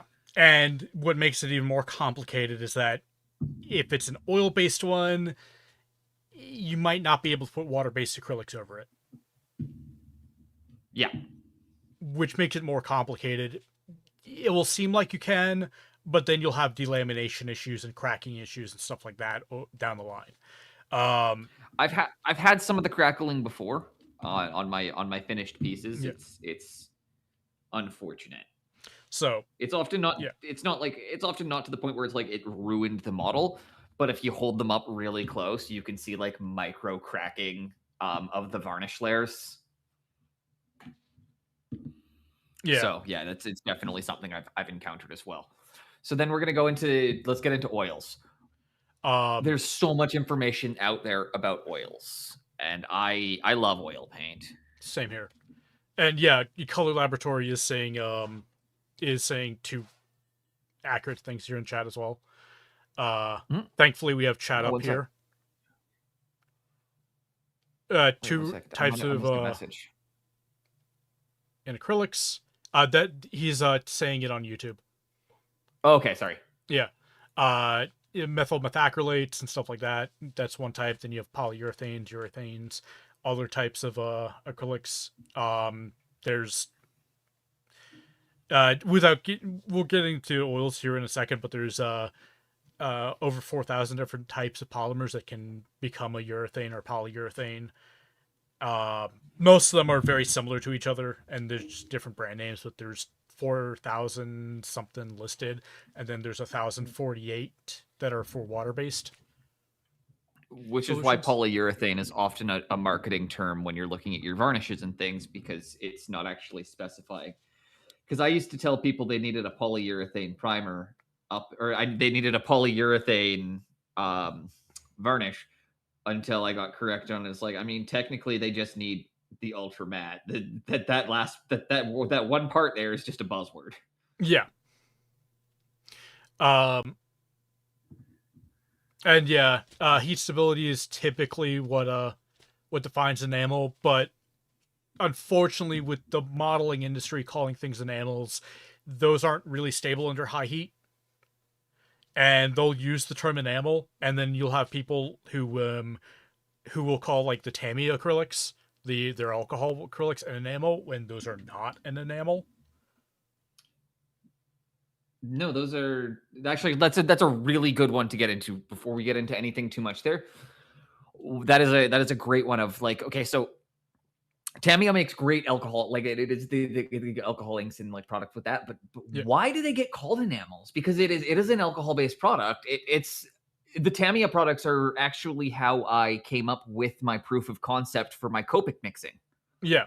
which we can talk about that at a later point too. So, uh, we actually know what's in Tamiya paint, by the way. Mhm, So, Japanese MSDS, they are not allowed to mhm. hide anything that's in there. They are really good about that. Yep. They can have trade secrets, but they have to specifically list this as proprietary, and but they'll have like proprietary acrylic resin blend, stuff like that. Yeah. But they'll have to list how much of it is in there. Japanese MSDSs are fantastic if you're trying to learn paint production because this will teach you exactly what they're doing. Like Mhm. a Tamiya paint, they're not that highly pigmented as people think. But this also proves that Oh, you don't need high pigmentation to get a good paint. Like, I don't think Tamiya paints are bad paints. I think they're pretty good for a hobby paint. But they settle in the pigmentation range of around 3 to 10%, which is considered a low pigmentation paint. okay. Yeah. Interesting. I just had a question based on that. I just lost it. So give me a second here. Because it was the Tamiya, the pigmentation. Um, I was actually gonna ask then, have you tried out the Chimera single pigment blend? Because it's supposed to be the closer to heavy body, high pigmentation. Did you try that one out at all? Or did Uh, you try out Chimera's line? Chimera is really hard to get Yeah. in the US. It's impossible to get here too. It's Yeah. it's near impossible to find anywhere. It's a really hard paint set to get your hands on. I Um, have their entire line, or I should say, I had their entire line and I gave it away. oh, just what Uh, didn't do it for you the way you wanted it to? it had some problems of it clouding over. Some of the pigments would cloud over and like they'd have frosting effect. Oh, I fucking hate frosting. Oh. Yeah. Um. Frosting is the worst thing that can happen because there's nothing worse than thinking you're done a beautiful piece and then it just ruins. And it's nothing you've done. And the piece just like you look at it and it's just like, why is this happening to me? Looking through some of the whole bean MSDS sheets, they were great. Mhm. The mixing sheets. Again, that was something actually gonna vouch on that one. Wapelius is a big proponent of these two. Is when you get your if anybody in here has them on order, and if you don't, maybe you probably should. When you get your Mr. Pigments paints in the mail, You should grab some cards. You should put paint down, and you should do a mix test of every single color, and do your 90 to 10, 80 to 20, all the way down on all of them, so you can have that visual representation and have those cards ready. Because those color charting and doing color mapping, yeah, it can seem boring and it can seem monotonous, but Mr. Pigments, what do you think color mapping and color charting does for your ability to see and read? It's when you're first starting out, a color mapping with your pigments, fantastic. When you get more advanced, Really it's not important as to do. right. It's not as important when you start learning your paints though, or once you Yeah. understand the pigment. And thanks, Which Maka. is which is which is why I tell all the people, again, because I assume if you're on the Studio Boneless end, beginner, intermediate, advanced, we have a couple masters in here. They've gotten a lot of good information out of this too, I'm certain. But that's definitely one of those things where I'm like, from on my end, I encourage everyone on my end to do those color mapping charts, to do those to just to really understand and see what you're looking at. That's awesome. Now we got way off topic there. I don't even think we've Yeah. touched on acrylic paint, or I don't even think We we've haven't touched on the paint, oil which is paint. awesome. So with oil paint, let's get into oils now because acrylics are a fucking nightmare, or not acrylics. Enamels are an absolute fucking nightmare. But with oils, the benefits you have are a slower drying time, which is also a con. You have a slower drying time.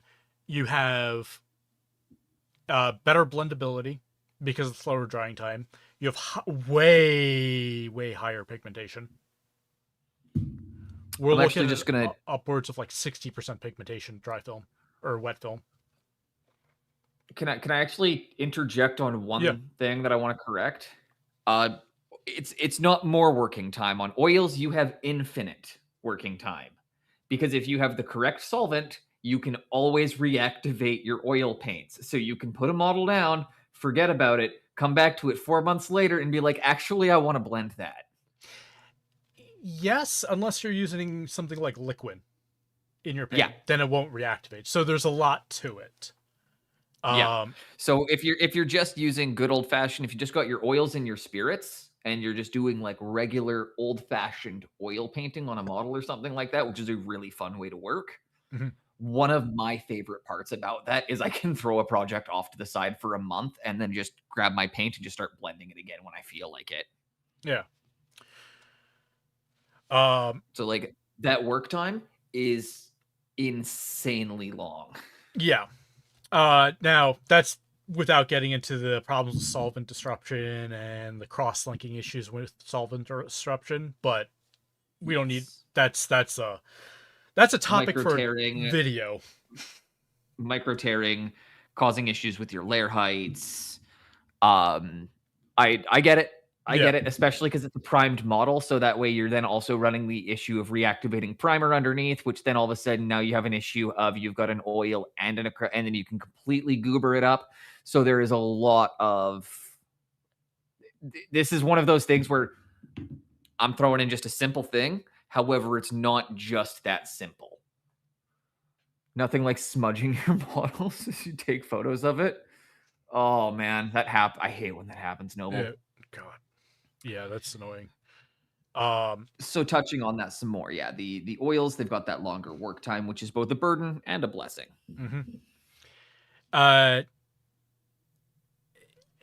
There's also, I'm going to say it, there's a superiority complex with oil paint. Yep. As well, which I enjoy oils the most. I find them to be the most fun. I think I love the gloss that comes out of them as well. I think it adds a lot to the model compared to ultra stuff, which looks nice, but the gloss from oils just does something to me. It just makes me feel like this is more of an art piece than, I'm not saying like glossy varnish. I'm saying the gloss from oil paint specifically. Which is almost closer to a satin. Right. Depending on the paint, closer to a satin. Yeah. And yeah, the superiority complex is a benefit because it makes me feel happy. It makes me That's feel things. I feel every more oil paint trying accomplished to when do. I'm using an oil paint. Like I'm doing things quicker because I do a lot of blending. I do a lot of glazing. I don't do so much layering. Um, and with oil paints, you just can do that all quicker. I will ban With you from oils my too, chat I wizard if was you say that again. when I'm using oil paints, it's honestly it makes me feel like a real artist because I'm like, yep, this is how they did it for all of history except that like 40 except for like the last for all of history except the last 50 years, that's how we painted. Yep.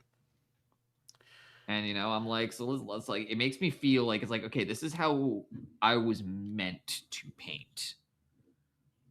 There and I will say that there's something about using an oil paint where you really it does feel it's like this is just right.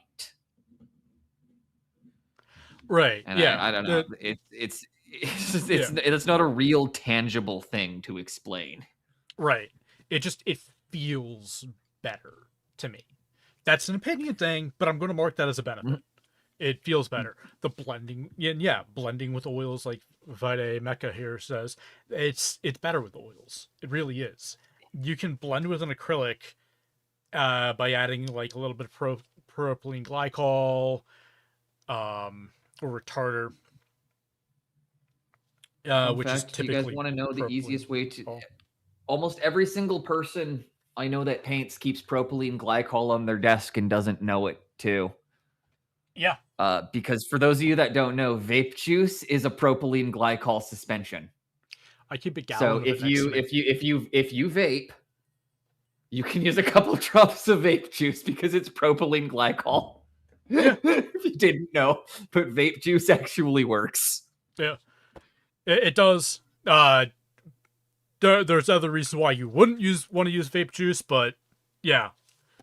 Um, I've used it in a pinch. It works. mhm. I'm not telling you to do it, but I've used it in a pinch. Yeah, it does technically work. Uh, but yeah, like with oils, there's a lot of things that are benefits. Negatives to oils are going to be drying time and the fact that they yellow much quicker than acrylics do. Now, if you wanted to prevent that yellowing, or if you're the other thing to note is oil paints often don't make the best gaming pieces. Mm-hmm. That Well, is that is a drawback. That is a personal one that's a personal one for me. yeah, Just because if something is oil painted, I want it very heavily varnished. Like I want a good coat of varnish on it because I don't want to be handling that because yeah, yeah. oil paints tend to be absorbed transdermally at a higher rate, by my understanding. Hey, Doomfruit. Um, also, yeah. Uh, So yeah, that was the thing I was taught is that you can absorb oils through your skin at a faster rate than acrylics. So typically for something you're going to be handling a lot that's oil painted, you need to have that varnish on it. But then of course, Mr. yeah. Pigments, why does it get challenging to varnish oils? So there's that gets into where the art conservation comes in. That gets into where the conservator in me screams. Uh, the but first, I don't do shout outs often, unless people rate in. But Oh, like, go ahead. yeah, um, No, dude, always throw the shout outs. Doomfruit, Is it someone I fantastic person Doomfruit? to know. I'll Uh, I'll give him a follow right now. yeah, one of my favorite artists on Twitch, by the way. Does a lot of Doomfruit, traditional it's work. So Doomfruit, it's a pleasure to meet you. My name's Studio Boneless. I am blessed right now to have Mr. Pigments on the channel doing an interview and art theory and color theory lesson for my stream and for my students. So just wanted to say appreciate that. check you out. And yeah, we are super lucky right now at Studio Bonus right now to have Mr. Pigments on the show. Yeah. I like hanging out on Doomper streams a lot, so yeah. He's a great person. And I don't say that Excellent. often about people too. No, you don't. Yeah. But let's back that up one more time here and back to what were we saying about the oils? It was the yellowing. with the varnishing. Yeah. And why? So the conservationist in you screams. So a lot of people varnish their oils too quickly, and there is a product on the market that claims you don't have to wait the 6 to 9 months to varnish over oils. You can do it when it's touch dry. Technically speaking, you can always varnish while it's touch dry, but that will lead into problems. This can be either cracking issues or something called settling in. Settling in is something that happens to oil paints and varnishes that go over oil paints when you put it over oils too quickly. It's when they're touch dry. What this will look like is uneven sheen. Mm-hmm. So you can have parts where if you put a gloss varnish over it, it will look matte, and other parts will look glossy. You could put a matte varnish over it where it will look glossy on certain parts and it'll look matte on others. This is one reason why you want to wait 6 to 9 months, even after an oil wash. The other reason is cracking and decaying from the off-gassing of the oil paints, including an oil wash. Is it important to do it? No, but it's something you should do, but not mandatory.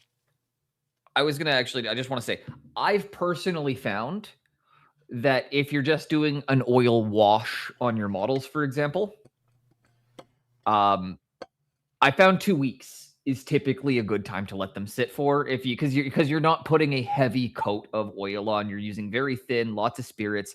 You're removing most of what you have. I still like to let them sit for 2 weeks.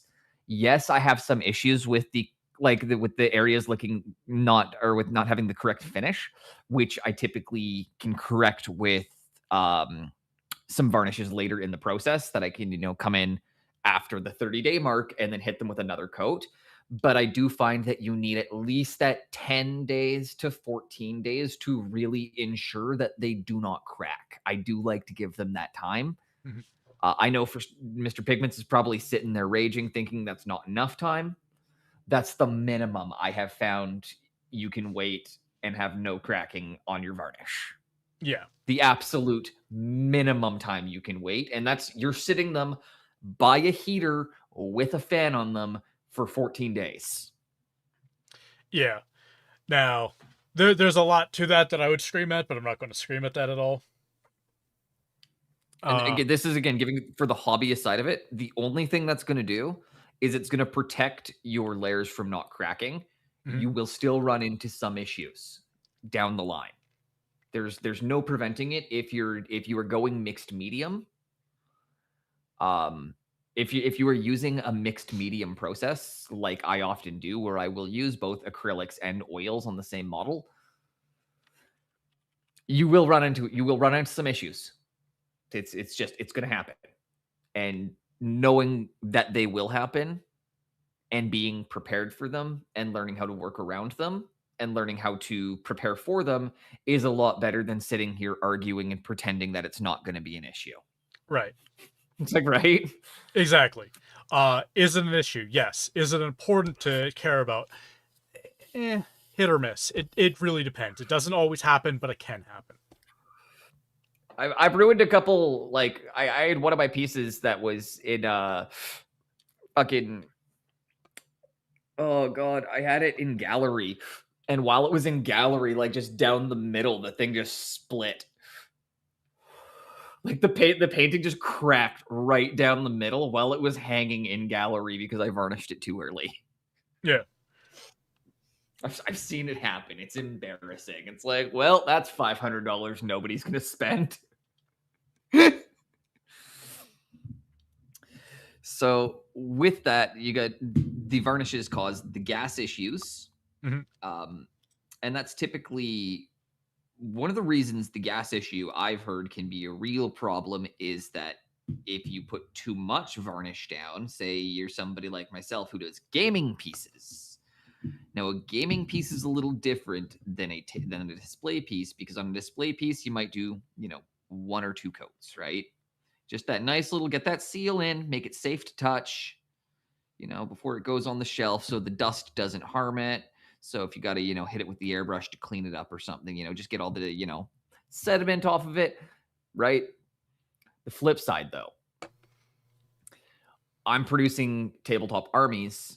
My pieces are regularly getting between 5 on the low end and 14 on the high end coats of varnish. But I'm usually around 8 to 9 coats, because I need to keep my paint jobs very well protected. Now, if you put that much varnish over an oil painted model without giving it time to cure, what's going to happen, Mr. Pigments? So a lot of things can happen. So what's the most horrifying one that can happen? Let's start with that one, because we've seen a couple of Reddit posts about it and nobody believes me. So this is a very, very unlikely situation, and I need to preface that's out. It only happens in high oxygen environments. It only happens in very specific situations, and it only happens if you're using an accelerated dryer, because oil paints dry off in auto-oxidization state to form the polymer matrix. Yeah. Yeah, the model can catch fire. That's the absolute worst thing. It can actually spontaneously combust. Mm-hmm. Now, it's typically less likely. Super unlikely. It will never happen to you. What's more likely to happen, say that reaction does happen, what's the more likely version that people will encounter? Because this is the one you see online where people are like, what happened? Your model melts and warps a little bit. Or it will start bubbling and you'll get some like nurgling and you'll see people being like, why did my model randomly melt 5 years after I painted it? And it's like, you put too much varnish over oils. And it's not a super common one. But it's really funny when it happens. I've seen it really on Reddit a couple times. Anytime I post the reason why, it's typically me getting downvoted as well. Yep. They're like, that doesn't happen. I talked to this person here on Twitch. He said this is perfectly fine. You're also using the wrong type of varnish too, because a lot of varnishes will trap in the oxygen so they cannot oxidate properly, keeping the oil wash wet for longer periods of time. Which is where that 2-week dry time I was talking about came in. Mm-hmm. Where it's like, that's why we talk about that being the absolute minimum you want to leave something for. Dude, it's funny you bring that up too, because like just on the miniatures communities and talking about that really quickly, Twitch and YouTube are flipping awesome. I love you guys. The Reddit community for miniatures is like, oh my god, I can't stand them. I got mass downvoted when somebody asked me for my pricing scheme, and then they were like, "That's wrong. That's everything's 35% too high." And I was like, I'm Canadian." And then it's like people just started downvoting my reply where I said I was Canadian. And then they're like, yeah, but it should only be this much in USD. And it's like, okay, well, if you do the conversion, those are the same numbers. Just getting downvoted for math. Yeah, I stopped going to Reddit when I got negative 200 on a comment about wet pellets and the molding over. And like, tap water causes the molding because of the bacteria in there. Yeah, and because of the calcium, which is something they can feed off of, and a lot of the minerals inside of your tap water is what the bacteria is eating, because there's nothing in your paint that bacteria would want to, there's nothing in your paint that bacteria would want to consume. Right. Unless you're using very specific paints, in which then some of them actually do have stuff the bacteria would want to consume. For the most part, there's nothing actually in your paint that that bacteria wants to consume. The mold is caused by the tap water. Mm-hmm. And by the paper that you're using. Yeah. I mean, there's a lot to it, but it's like tap water. If you want to avoid like mold on your wet palette, use distilled water. That's all you need to use, and you'll prevent it. Dry your sponge out. If you want to keep a wet sponge, you put a little bit of ammonia in there. Perfect. 4 years with my sponge, never had mold issues. And mine was other trick constantly as wet. well is throw some pennies in the bottom of your wet palette. So that might not work because of the zinc content in the pennies and the little Zinc is actually also antimicrobial. I'll have to look more into that. Whereas no, it's nickel. 'cause- Nickel is Yeah. antimicrobial. Nickel and copper. So if you don't have if the pennies don't work, if you don't have just pure copper pennies where you live, you can use nickels. Yeah. The penny thing I have noticed problems with as well because they Mhm. tend to corrode in water for me. Have you tried using copper wire? Yes, it corrodes. Okay. Yeah. The All copper good to tape know. corrodes. When I started using distilled water only, and I was letting it soak, there wasn't enough copper sulfate 2, copper sulfate pentahydrate specifically, Okay. being released from the pennies and all that stuff to prevent the mold. That doesn't mean that it won't work for some people, but it wasn't working for me due to my climate. So this is an interesting one then. This is not a question I had prepared for you. This is not one off the list, so you're getting one out of left field here, okay? Okay. Why is it that because like you know what microset and microsol is a polyurethane based varnish and diluted white vinegar Yeah. is typically essentially what they're. Well, Why is it though that if you are say mixing these things up yourself, why does a polyurethane varnish cloud and start to almost turn into a crumble? Like it turns into like a chunky, crumbly substance if it interacts with vinegar. acid content. Okay. Acrylics are alkaline. They want to be in an alkaline environment. When you throw an acid on there, it will screw them up. Okay, because that's interestingly a big part of my painting process. How I do my transfers is I dissolve them with vinegar Yeah. on the model before I then coat them, so that way they get that painted on effect. I same. I use my own acetic acid solution. How do you make it? I use acetic acid, and so it's cheaper for me to make my own acetic acid solution. So I get 100% acetic acid from a laboratory, and then I do 10% diluted down to 10%. This is higher. I don't think I'm allowed to buy that. It's very hard to find everywhere, even in the US. I was going to say I don't have lab access. I don't think I'm allowed to buy that. I'm pretty sure I go on a list if I try to purchase that. For now, I'm going to keep getting 4-gallon Costco jugs of white vinegar for $20 when I need them. Yeah, it's so microset or microsol is technically not diluted white vinegar, it's diluted acetic acid specifically. Okay. Which is actually why does acetic acid smell like white vinegar?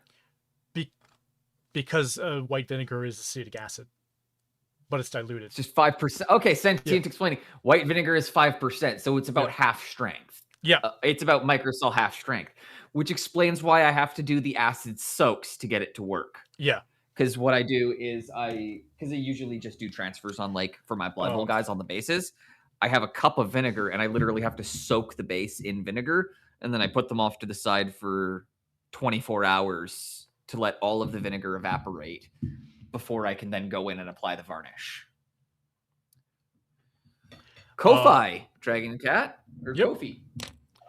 Can you throw a Ko-Fi link in the chat? Yeah. In case anybody on my end wants to see it as well. Yeah. Give me 1 second here.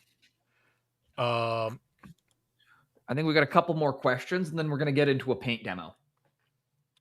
Yeah. Give me 1 second to pull up the list. I am almost sold out. Just keep that in mind. So get in quick if you guys are interested in this. And again, if you're hesitant, we're gonna demo them off here in about 10 minutes. Yep. 5-10 minutes. We're gonna start a demo on these. So if you want to see how they work, if you want to kind of Auxiliary set is No bull. sold out. We'll take the no bullshit approach. Yeah, but primary has 2 left. So Ooh. yeah, So that is very nice then. So that kind of explains that it's essentially swapping, it's combining alkaline and acid, creating an environment that is just causing both of them to react poorly in cloud. you're right. So Sentient Tent says it's good paint. mhm. Thank you for the follow, Dragon Cat. These paints are great, better paints than I am a painter. Like hearing that, Grindle. I will say, like, for context here, my paint is not as good as Golden's. I don't think it is. Mhm. But it's I'm getting there. I'm getting very close. So You're also not charging Golden's premium, so nobody expects them to be as good as Golden. yeah. I'm just gonna say that right now, dude. Your paint has a price point comparable to Army Painter. So Yeah. you get compared to Army Painter. You don't get compared to Golden. Well, It's okay. So yeah. like, but it's that simple. You don't charge their price point. That's not a fair comparison. If you had the money and the capital and the resources and the staff to produce something that high quality, I'm certain that you would. But I also need to recognize that it's like there's a reason you don't have you just like, you know, it takes resources, it takes capital. Shipping from anything from the US is mental. Yeah, shipping from the US is really bad right now, unfortunately. So Vide, I'm actually going to be shipping a large package to the UK very soon, and it means that it's going to be that's not included on there, but it's going to be UK only. There will be 5 or so sets that I'm going to sell to the UK at a discounted price, so the shipping is not as bad. It will be around $120 for both sets, but it will only be both sets, which that includes shipping. So it's like a $10 to $20 discount off shipping, which makes the paints Essentially, not bad priced. Essentially, you're eating the tariff. Yeah. There's not really much. There's not really much with the tariffs either, too. So that's not bad. Yeah. That's not bad at all. Because yeah, again, it's what I say, guys, is like when you're looking at the price point of these paints, I think that it's very important that fair comparisons are made. Mm-hmm. And because you're not charging the kinds of premiums that, Holbein or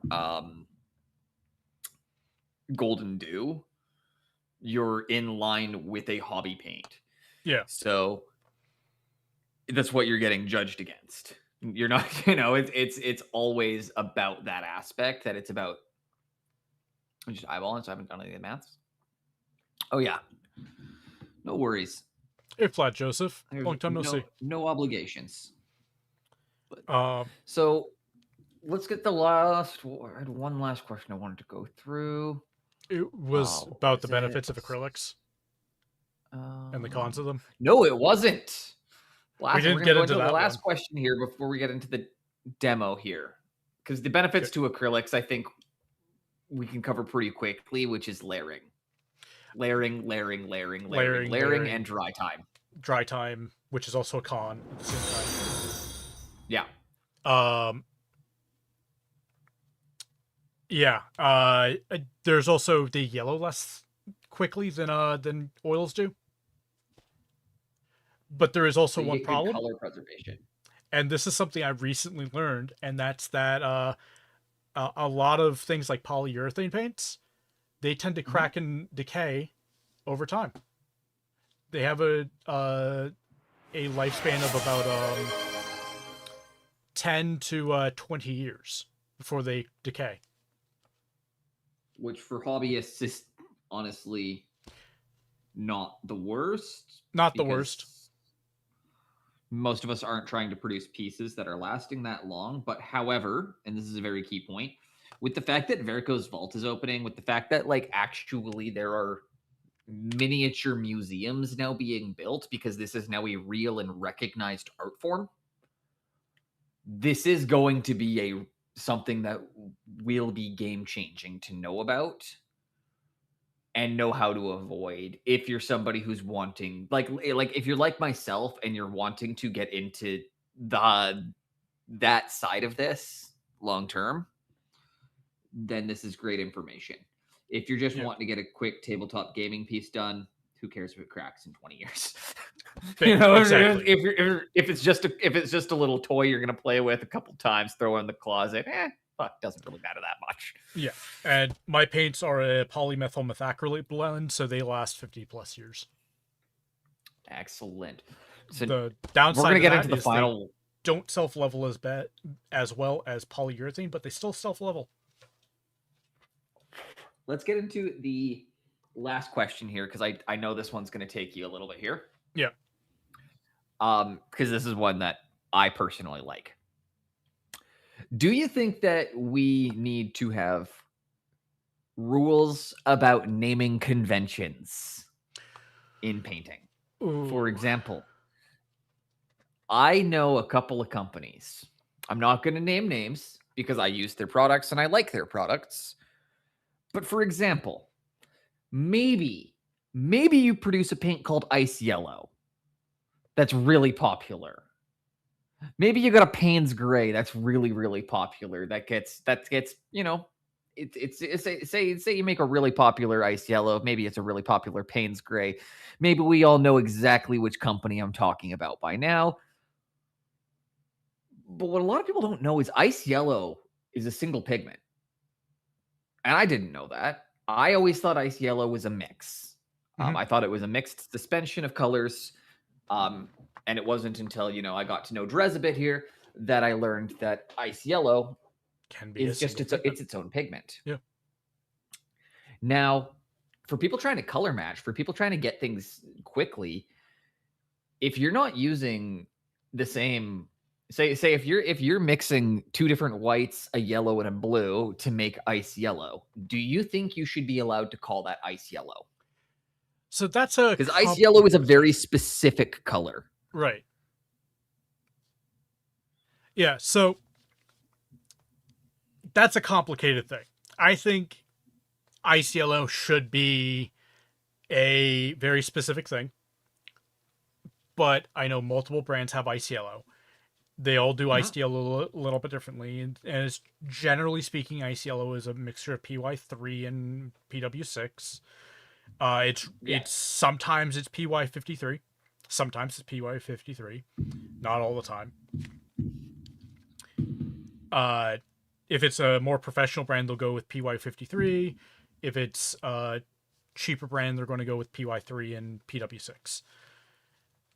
Both will mix very similarly, in all honesty. So there's not much difference between them. The major difference is that the PY3 variant will fade quicker. Will they blend the same? They'll blend very similarly. Similarly is not the same, though. Yeah. And I'm only calling that out because, again, like, this is, because my concern is we're talking, if you did museum grade stuff, right? So we're gonna get into the let's get pretentious in our answers right now. Don't be afraid to to point that out. But yeah, like, because again, the other one too is like, it frustrated me for a long time that I didn't know what Payne's Gray actually looked like. Yeah, because every Payne's Gray I had was a very different color. Yeah, and it's also different from the original Payne's Gray. Exactly. So then part of why I bring that up is it's like,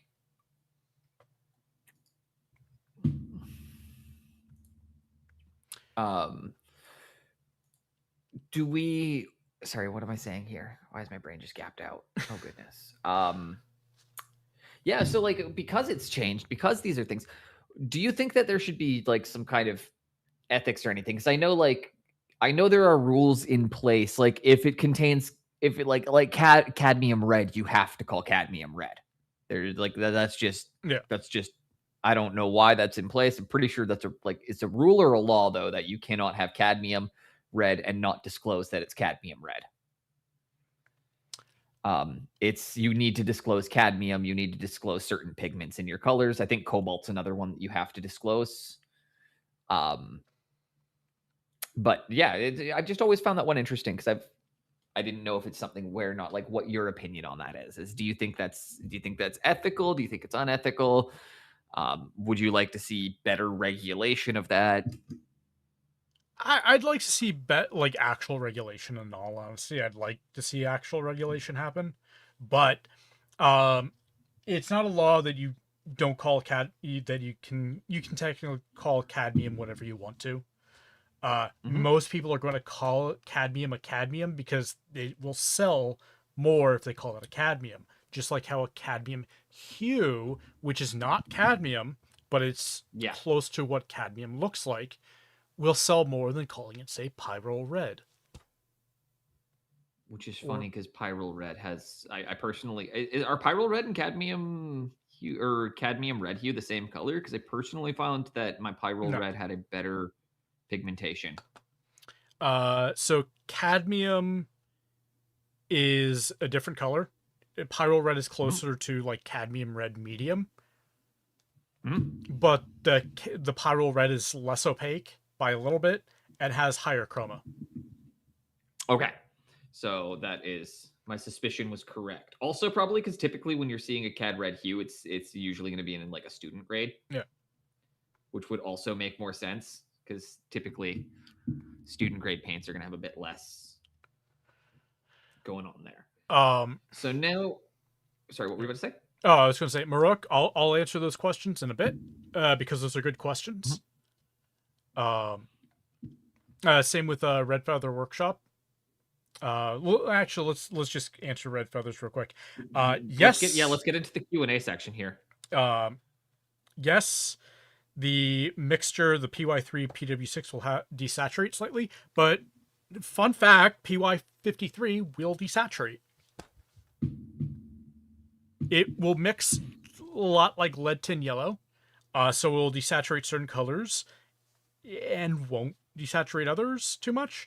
And the PW6 one will always desaturate all colors because it contains titanium white. However, the variation of it is very minor. So, yeah. And Mark UK, I think I can answer this one. And I'm going to keep Mr. Pigments on standby to correct me when I say something wrong. But cadmium and cobalt are not poisonous; they're toxic. For starters, it's there's a difference. It's not poisonous; it is toxic because it causes heavy metal poisoning, which is a form of toxicity. But cadmium and cobalt, or cobalt is toxic in certain pigments and in certain forms, but there are also non toxic cobalts. However, all paints are toxic to a degree, and because if like everything has a degree of heat toxicity to it. However, that's again getting pedantic, and I can only repeat that because Drez told me. Yeah. Um, cadmium, to my knowledge, all cadmium is toxic because cadmium is I don't know if there's multiple kinds of cadmium, but I'm pretty sure all cadmiums are toxic. I know not all cobalts are toxic though. Yeah. Drez, can you take over that one for me and kind of give the rounded, more complete answer? So, cadmium is only technically toxic if you inhale it. You can technically ingest cadmium. Do not ingest cadmium. We're not recommending that here. You can technically ingest cadmium pigment and you'll be fine, unless you have stomach ulcers. Uh, because the pigments are engineered with so little of the heavy metal, they aren't that bad. The cadmium, when you airbrush it, will get into your lungs, will get into your bloodstream, and give you all these problems. Um, the cobalts, the cobalts are only toxic if they're mounted to another thing, and because they're engineered with so little cobalt, the majority of cobalt pigments are more more closely related to essential nutrient, vitamin B12. I must have vitamin there, but yeah, they're more closely related to vitamin B12. They aren't an essential nutrient in this form. They're just more closely related to one. So I'm So gonna yeah, pop in and ask something really quickly then, because you mentioned that it's typically if it gets into your bloodstream, but my understanding with cadmium paints is that's why you always wanted to have like a nitrile glove on, is because I'd always heard that it can be, again, absorbed transdermally. it Um, cannot. It's not water okay, soluble. okay, even if you have like the solvents in the CAD. Yeah, it's not water soluble. Huh. I mean, I'm gonna be honest. I believe you, and I Yeah. still do not think I could bring myself to use cadmium paints without gloves. I'm still gonna keep my. I'm still gonna be. Yeah, you have one too. I appreciate it. I still would be. I I'd still be too scared to do it. I make paints for a living. I will Mhm. almost always use gloves when painting. It has nothing to do with the pigments. It entirely has to do with biocides.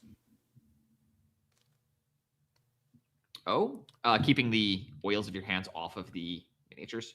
That's another reason too. Because the oils can cause delamination issues with acrylics. Mhm. But the main reason is it's on some paints here, like with golden, bit, CMIT, MIT. The CMIT is chlormethylisothiazolinone. MIT is methylisothiazolinone. I don't remember what bit is off the top of my head. Because I don't use bit all that often. Um, but yeah, prolonged exposure to those chemicals, they are in fact in citadel paints, but prolonged exposure to them uh, will cause, or can cause, I should say, not will cause, can cause um, uh, dermatitis. Yep. So I make sure I try not to touch wet paint. It happens all the time to me, but I try to wear gloves every time I can. And once again, it entirely has to do with the biocide with paint. And a lot of hobby paints don't list their biocides. They'll say it's a non-toxic biocide, but chlormethylisothiazolinone, very toxic biocide, but can be listed as non-toxic. Yep. That's Oh my gosh. Yep. Without getting into too much of it, but that's kind of like how glyphosate is still deemed non-toxic in certain industries, despite provably like knowing what glyphosate can do. Right. Right. That's just it's a really obvious example. I want to go back to what Dragon Cat just asked here, because that's a great question about. They're kind of echoing my previous question about being like, if ice yellow is an existing pigment, they're kind of saying it does seem a bit, it does kind of feel like false advertising to call it something ice yellow if it's not actually ice yellow. And that is where the conversation about, us saying we'd like to see some better regulation coming in, or any regulation. Yep. And thank you, Red Feather there. Benzoisothiozolinone is bit. So thank you for that, because I did not remember that one off the top of my head. Um, I yeah, and let's see.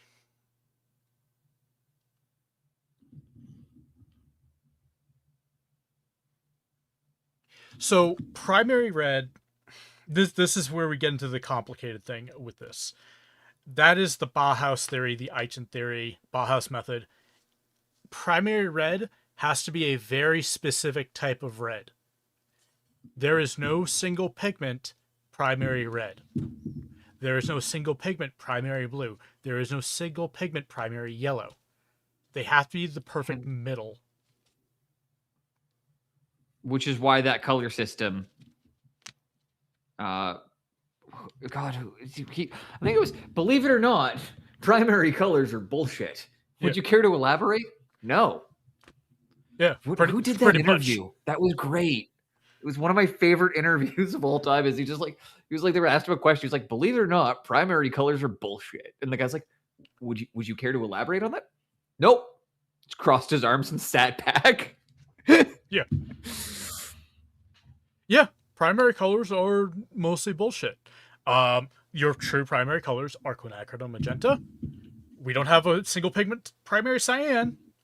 I have a video on that because the closest thing we had was manganese blue, and they stopped producing that because the EPA actually got on them for killing wildlife.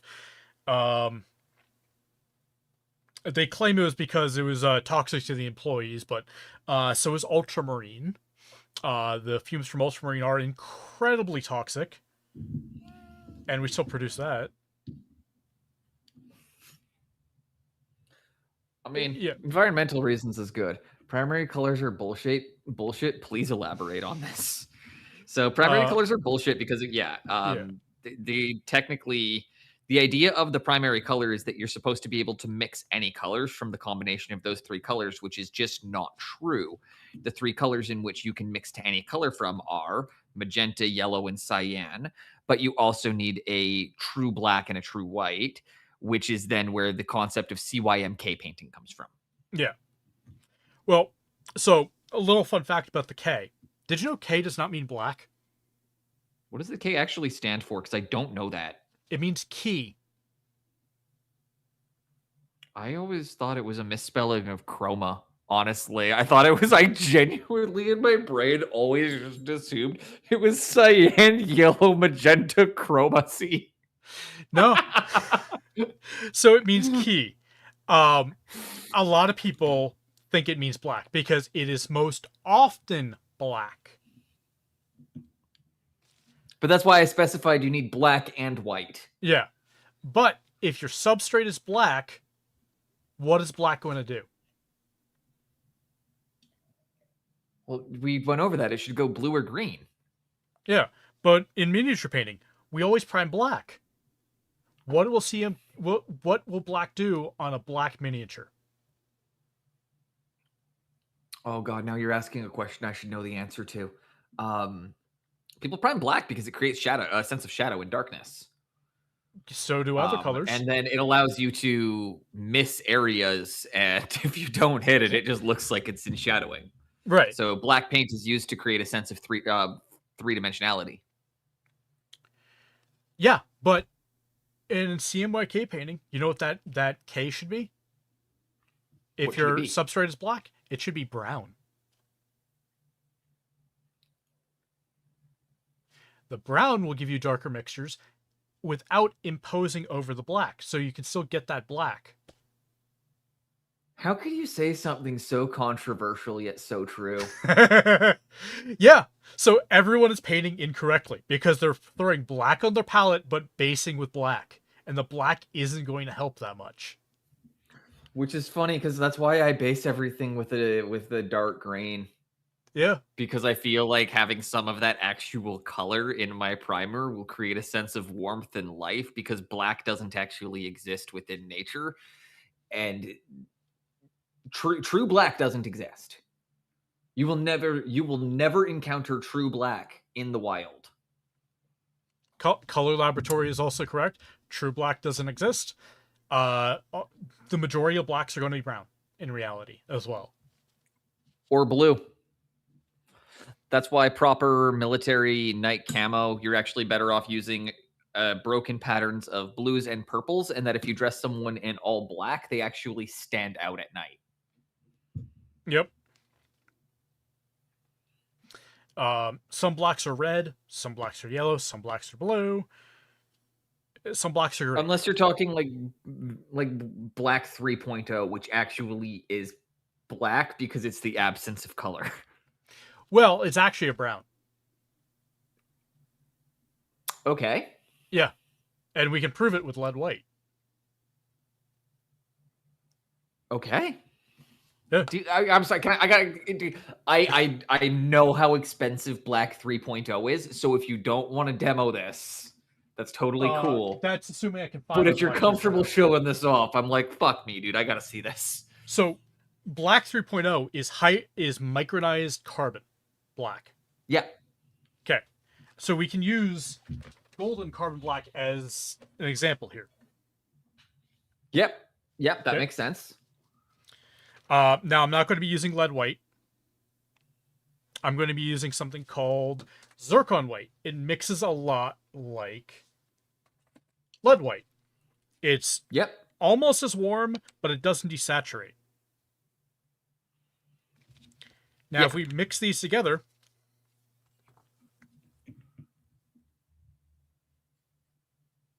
see the low tint strength?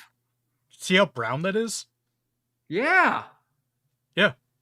But if we mix it with titanium white here, it will look blue. I wasn't on camera for that one. And it's not because you had the just carbon enough black, of it showing. Yeah. To see the brown. And Noble, I could say, why is it better to have blue at night when moonlight isn't blue? Because we're going to go back to the color sphere for this one. Because you need to pull directly opposite on the wheel to ensure that you're having the directly... Yeah. So because it's yellow, that actually means the answer is in a purple spectrum. Because it's a yellow spectrum of light, the thing that would camouflage against a yellow spectrum of light upon darkness is purple spectrum. If I'm not explaining that well enough, Mr. Pigments, can you kind of help me out here? Because I know you know what I'm trying to say. I actually missed everything you just said.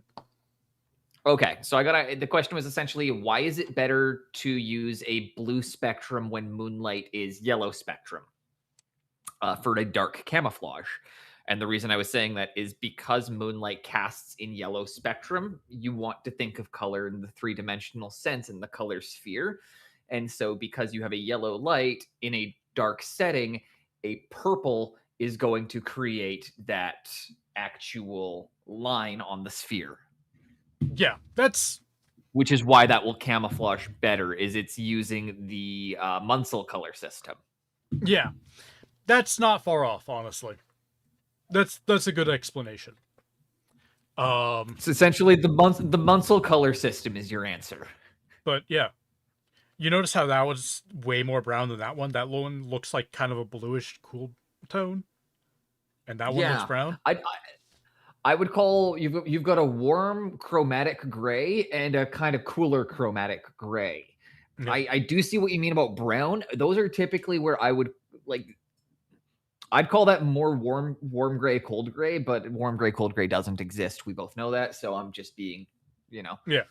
What about the black pigment? That's called Vanta Black, and that's something that I just brought up. That's called Black 3.0. Is another version of that paint was actually invented, so that way more people could access it. And there's actually a clause that Black 3.0 is available to everybody except that guy. The guy who owns Vanta Black is legally not allowed to use Black 3.0. So the guy who gatekept the one paint has now been gatekept from using another paint. He banned the world from using it, so the world banned him from using one. So it's a little bit more complicated than that, but yeah. And also I have a question here from Red Feather Workshop. Isn't PB16 phthalo turquoise nearly a true cyan? It's just too dark in value for it to be used as a primary, and that is correct. For those that don't know, this is PB16. It is very close to being a true cyan, but it's just way too dark. It is very nice, though, to use as primary blue. It's very dark, which is the problem. So your colors aren't going to be as bold. They're going to be more, well, dark. Yeah. So 1 second, Cordial. If that's looking purple to you, that's which the pile on the right or the pile on the left? Because I'm about to ask if you have. I'm about to ask about your color vision. Yeah, and Jeremiah, yeah, technically speaking, cool grays are going to be ranging from a green to a blue, and warm grays are going to be red to orange, depending. Brown is technically not a real color because it's not a color of light. It's just a perception that we Dragon, gave that's it. perfect. That's a Yeah. perfectly acceptable thing to see. So the left one is looking purple to you. Oh yeah, that's fine. That's fine. I thought you if the one on the right is looking purple to you, your color you've got some color blindness going on. If the one on the left looks purple to you, you're fine. Yeah. Now we can get into like the complex stuff with like the red shaded Mars black, which will make that look very purple. But yeah, if you see that as purple, that's hey. We all see Hey color Dragon, different- purple doesn't exist and magenta doesn't exist either. Yeah. Yeah. Well, just wait. No, they do. They do exist. They're purple. So this is where we get into that complicated thing again of they exist, but they're achromatic color. Or no, they're non-spectral colors, not achromatic. They're non-spectral Yep. colors. They don't exist on the spectrum, which most people will say Yes. that doesn't exist. But they do exist because all colors are fake. Also, tetrachromacy exists. Yeah. So there is a very, it's not a super common, about 10% of women and 0.1% of men are born with a fourth color cone in their eye, which allows them to see a purple, black, blue spectrum that doesn't exist to most people.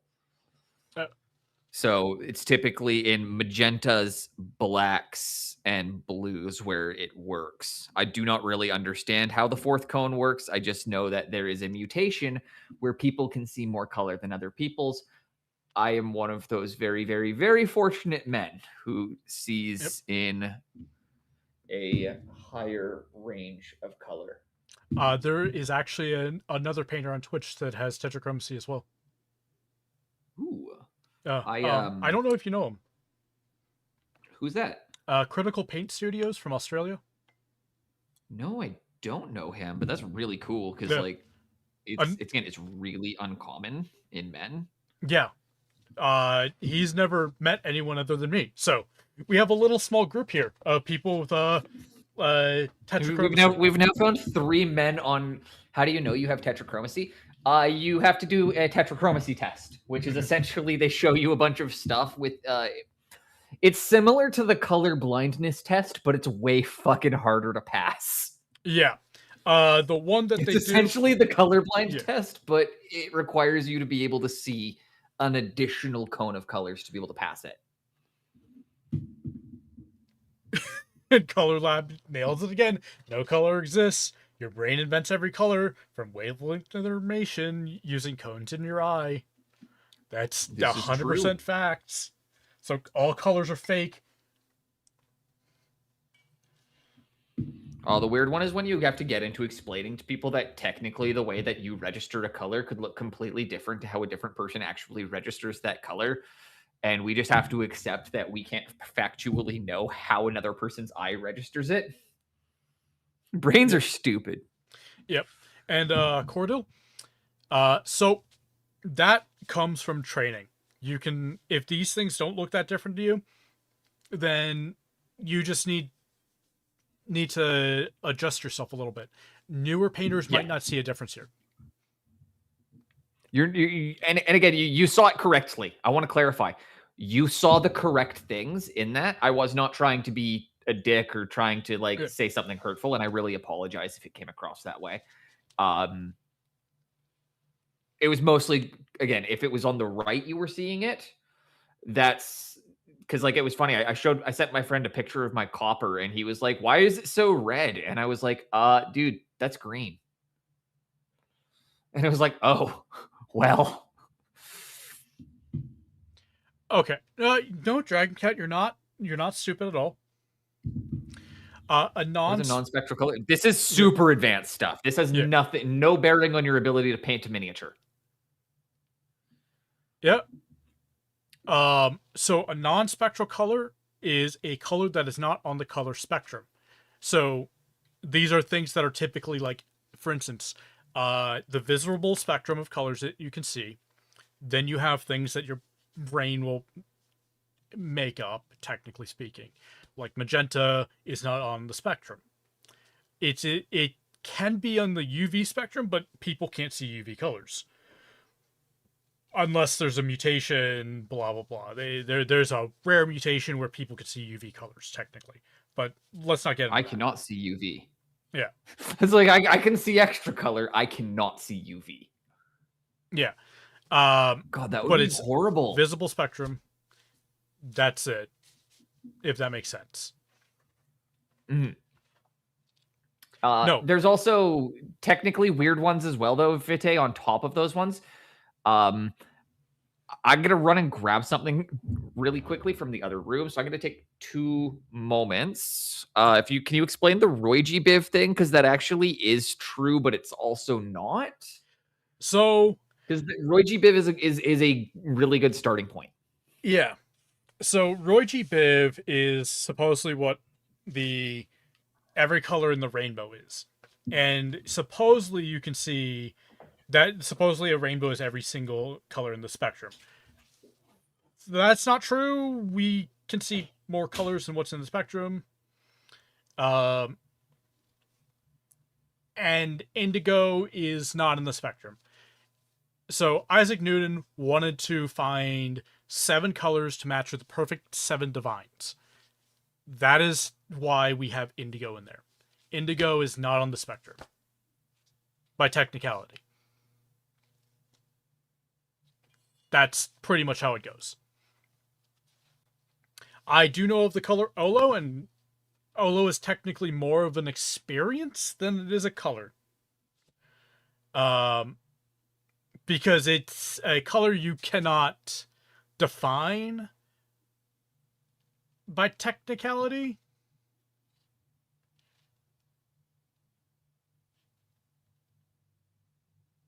So it's also a matter of how your brain processes those colors, Dragon Cat. Your brain, so you see 3 spectrums of light. You have green, red, blue. These will mix up everything. Subtractively, when you do the subtractive thing, you'll see cyan, magenta, and yellow. Cyan and magenta are not technically on the spectrum. Well, magenta isn't, cyan technically isn't, but can be, depending on how you look at the spectrum and how you define cyan. That's a complicated thing.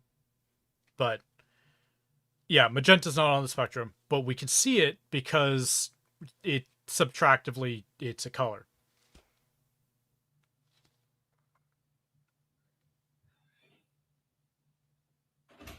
Yeah, sentient tent gets it. You see low, no middle. You see low and high. You see magenta, no middle.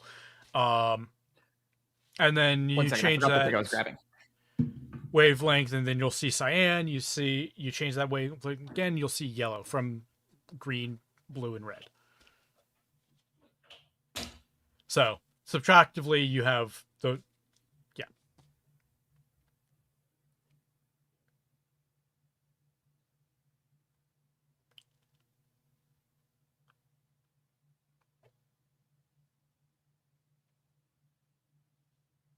yeah.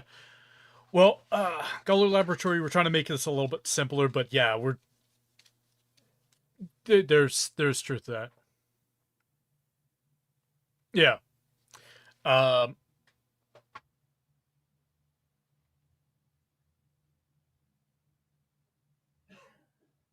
Yeah, it's one of those things where this is the type of thing where I get confused at when we get to the super high end. So I don't know too much about it because I don't know biology. But yeah. I just wanted to grab something fun because these shoes here are non-spectral.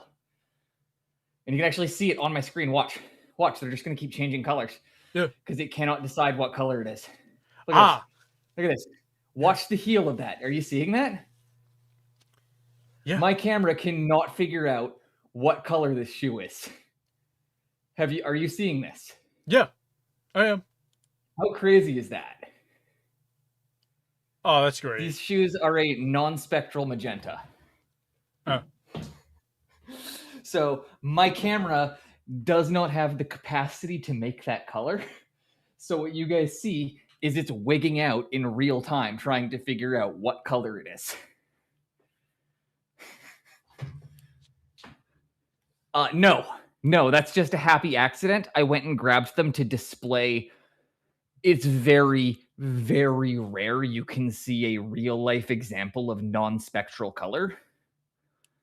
And it just so happened that I have a pair of shoes that are non-spectral. Yeah.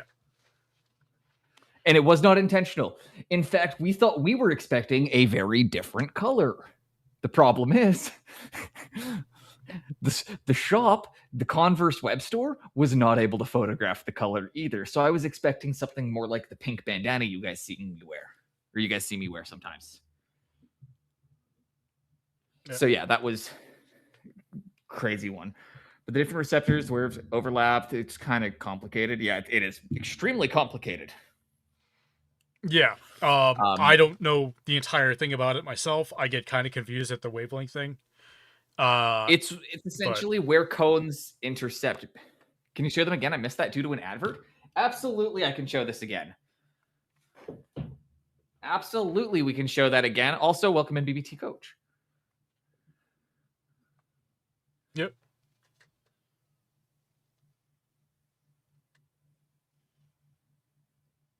You can also see a fun fact. You can also see metamerism in there too. What's metamerism? Different lights will change the color of the substrate. Yeah, that's it's more complicated than that, but yeah, like a cool light will change. Like, so let's take this dioxazine vial here. This is technically a metameric thing, but we're going to treat it as not. A warm light, it will look the same. Cool light, it will look the same. But in a warm light, this a metameric pigment will look different than it will in cold light. With the RGB lighting, you get warm and cold, and you can actually see variations of this where it's turning more violet than it should. Which is why it's fun to, again, be able to hold them in that very specific spot where then you can see all of that happen. It's really cool. Yeah. So, Mr. Pigments, we've been doing this for a bit. Well, we've still got a chance. Can we get a bit of a demo of how your paints? Yeah, sure. Let's maybe grab let's grab a Quar Mini or something easy to paint, something fun to paint, something fun to work on. And yeah, glad I could show that off, BBT. Yeah. So the physical shoes aren't changing color, but because the color is non-spectral, the camera can't understand what color the shoes are. Exactly, Dragon Cat. Mm-hmm. Because that color exists outside of the 256-bit color spectrum that cameras can operate within, that no longer... Colors are so much fun and they don't even exist. Dude, I love this. This is why we are having Mr. Pigments on today. Is I wanted everybody to get a chance to learn some really, really cool, complex stuff that's going to have... Some will have bearing on your ability to perform as a mini painter. Some of this is just really cool information. Yeah. So. But I appreciate you taking the time to educate all of us. And now we're going to finish off with seeing how these paints work, because I'm excited for them and I would love to see them in action, especially if you have the ability to. Your yellow, because I've seen your yellow in action before. So just those are wonky too. I'm not going to say what company this is. But this is one coat of my yellow over glossy black plastic. It went over perfectly fine. This is a competitor. You notice how theirs is kind of delaminating here over glossy black plastic. It's also slightly less opaque. Now that beautiful, beautiful color is a bismuth yellow. Yep. Single pigment bismuth yellow. Which I have right here. Which one of your sets is the bismuth in? In set 1, the primary mixing set. So if anybody is liking the looks of that, if you're trying to get your hands on a really nice single pigment yellow for your set, The bismuth is in set number 1. Set 2 is completely sold out, which was the auxiliary set, which are just colors that help complement the primary set, but they're unneeded. Thank you, Annoying Lizard, for the follow. Just need to let you finish that. Yeah. So we'll do the kind of the bismuth yellow. We'll demo some of the colors, see how they work, and it's just really nice to kind of see some of the single pigment stuff in action. Now, where do you do much wet blending? I do quite a bit of wet blending. Ooh, excellent. So now, what's your stance on wet blending as well? Because I'm always team. People argue with me on this one all the time. Okay, beginner, intermediate, or advanced technique? That's a hard I say beginner. One. I say it's a beginner technique. I say it's also beginner because Bob Ross. Every beginner needs to learn wet on wet and how to just mix their paints, do wet blending really, really fast. And once you get the hang of it, like it's not like it's a finishing step. It's how you start a model really quickly to just work up some quick sketch, some quick transition, and get some of that interest, right? Yeah. But I will say it's a little bit more advanced for acrylics because you either need to work really fast or you need to know how to the additives for it, which means it's kind of in the more advanced level of beginner. Yes. There is a simple solution though. Then this is how I teach most beginners how to do their wet blending with their acrylics is 2-brush blending. Yeah.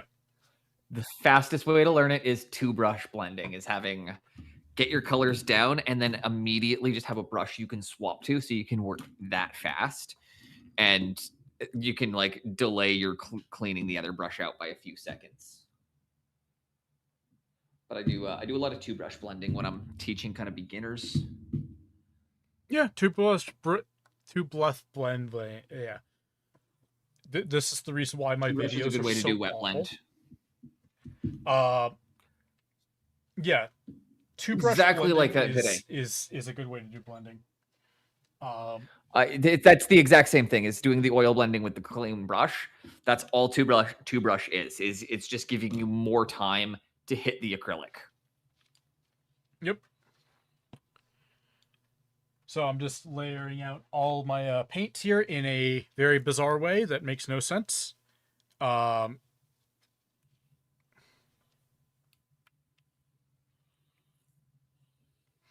paints are very thin out of the bottle, by the way. What is that red? I really like that. What, this one right here? Yeah. That's burnt sienna. Oh, why does your sienna looks like crimson?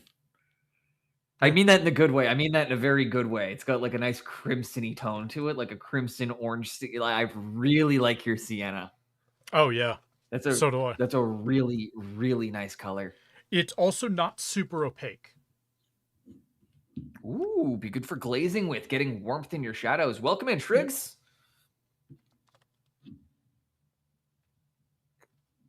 Yeah, and Jeremiah, you are correct. A little bit of propylene glycol slows down the drying time, makes wet blending a lot easier. But that's where it gets into the more advanced level of beginner territory. Exactly. Mm-hmm. Looks like hot sauce. Hopefully it tastes like hot sauce.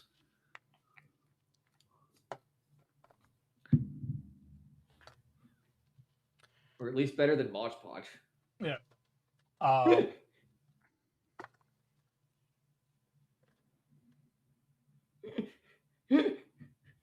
just internally shut down at that joke. I love it. Yep. Okay, so the primary mixing set is 10 colors. Why do we have 10 here? Because I wanted some conveniences for brown. Simply put, you shouldn't need more than 10 colors on your palette at a time. Sometimes you want more, sometimes you want less. But first off, we have Mars Black Red shade. Okay, right here. This is a transparent black. It's great for glazing because it's more transparent. Little fun fact for those in chat here, though. You cannot glaze with an opaque pigment. It's called a velatura. This is a pompous art thing that you learn in art school. Is it important? No, but it's correct terminology. So, I will be using the term velatura here. That's what it means. It's just glazing, but with an opaque pigment.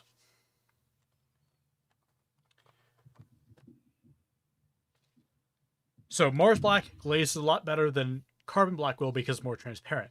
It also is lower tint strength, so it's better for mixing in. I personally do like how black looks when you mix it into colors. That's a personal thing. Also, black is a very nice color for doing easy shading, stuff like that. Okay? It's on the palette because it's a black.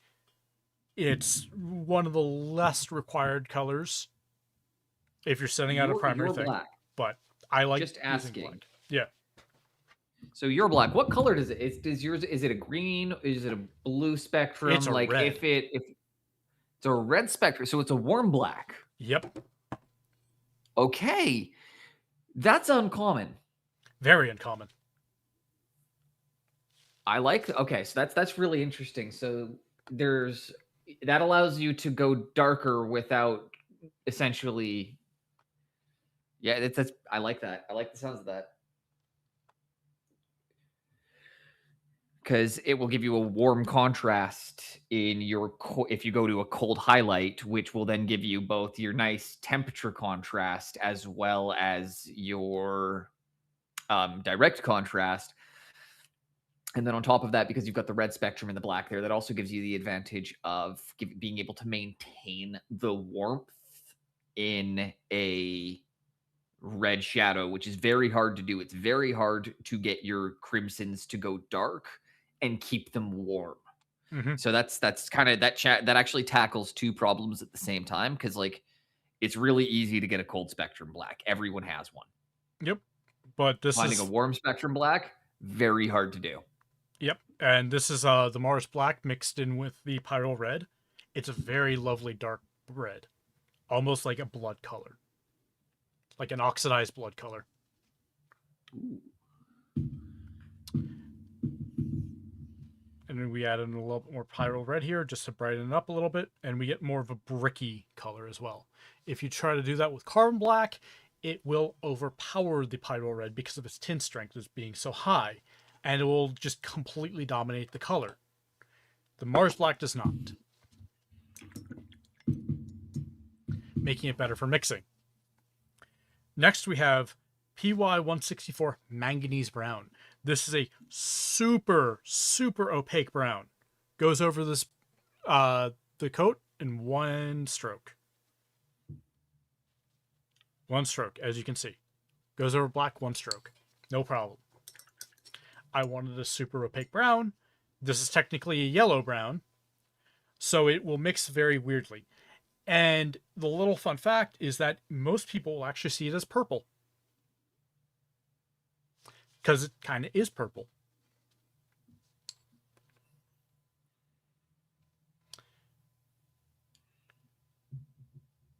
And you mix it with a little bit of white there, and you can get a very dominant color. Compared to the white. Very high tint strength for a brown. So it can, a little bit will go a long way. Makes for a lovely base. Makes for lovely browns. Does a lot of things. It's very strong pigment. Next we have our bismuth yellow. Okay. Very standard pigment for a primary palette. The intention of the primary set is to be as opaque as I can be. And so our only option here that isn't cadmium is bismuth yellow. Bismuth yellow, I joke and say it can go over black in one coat, but in reality, it needs like 2 to 3 coats. It'll have a little bit of a greenish finish if you don't. Right. But you can get it looking very. The whole point with bismuth is like you get it really nice really quickly, and at the end of the day, you've done something wrong in your paint job if you're applying your yellow directly over black, because you should have put a purple or a magenta down first. Or brown. Can I ask you to do a quick demo for me? Yeah. Would you show them? That's Could you show really quickly what happens if you then put the magenta down and apply the bismuth over that instead, and show them like the warmth that creates? yeah. Let's just put How down a some primary white here real quick. magenta, how a primary magenta and a bismuth can interact beautifully with each other. Just a little bit of wet blending on my glove. Once that dries, I will put the bismuth over it, and the bismuth will have a fun effect. It will not turn orange. It's too opaque to turn orange. It's gonna somehow look like, trust me when I say this, guys, this is gonna be the yellowest yellow you've ever seen, and it's gonna make no sense.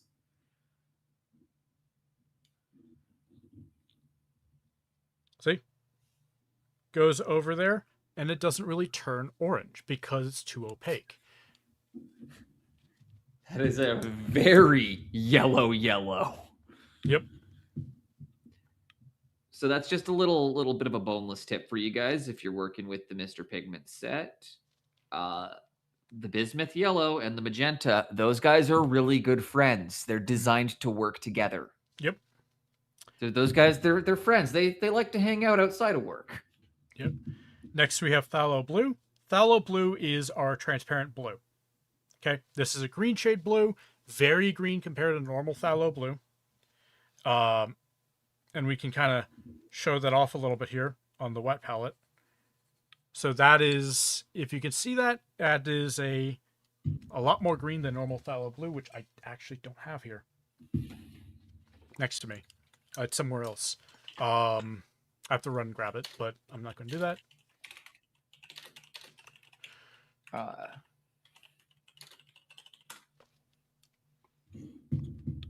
So one of the things I'm going to say then, if you've got your phthalo green, is he's already run off to grab something. Yeah, no, I haven't. No, it didn't. Okay. Yeah. If you got the phthalo green applied, can I get you to demo? You've got your Pyrrole red down. Yeah. Okay. Can you do the Pyrrole red? And then again, this is me just wanting to point out. So the way, because you guys, these are paint workups you guys see me using a lot, really color combos I like to use. If we were to do the red and you wanted to get a bit of a shadow tone on your red, do you want to show them what phthalo green is going to do for them if you want to get a dark spot in your red? Well, phthalo green isn't in this primary pigment because we can mix it. It's not in the primary one? Okay. It's in the second set? But if we take a little bit of phthalo blue, take a little bit of bismuth yellow, we can get a green. Okay. This green will now darken down the red. Like so. And we get a nice shadow tone. Because, and I just want to echo something, because the phthalo is a translucent color, it then can be applied as in a glaze fashion, in a traditional glaze, which is also part of the reason I always say, Darius, when the next batch is ready, jump on it. If you're hesitant or anything right now, there will be another round. Yeah. Jump in on the next round, because I'll have a chance to that'll also mean I'll have had some time to work with them, and I can actually then do lessons and demos on how to work with the Mr. Pigment set, which is something I'm really looking forward to. Yeah. Is being able to actually then be able to be like, okay, guys, this is how we're going to do this. This is the paint set we're going to use. These are the colors we're going to have. So we're going to be doing that with some bust painting in the future soonish. Okay. The next color we have is yellow ochre.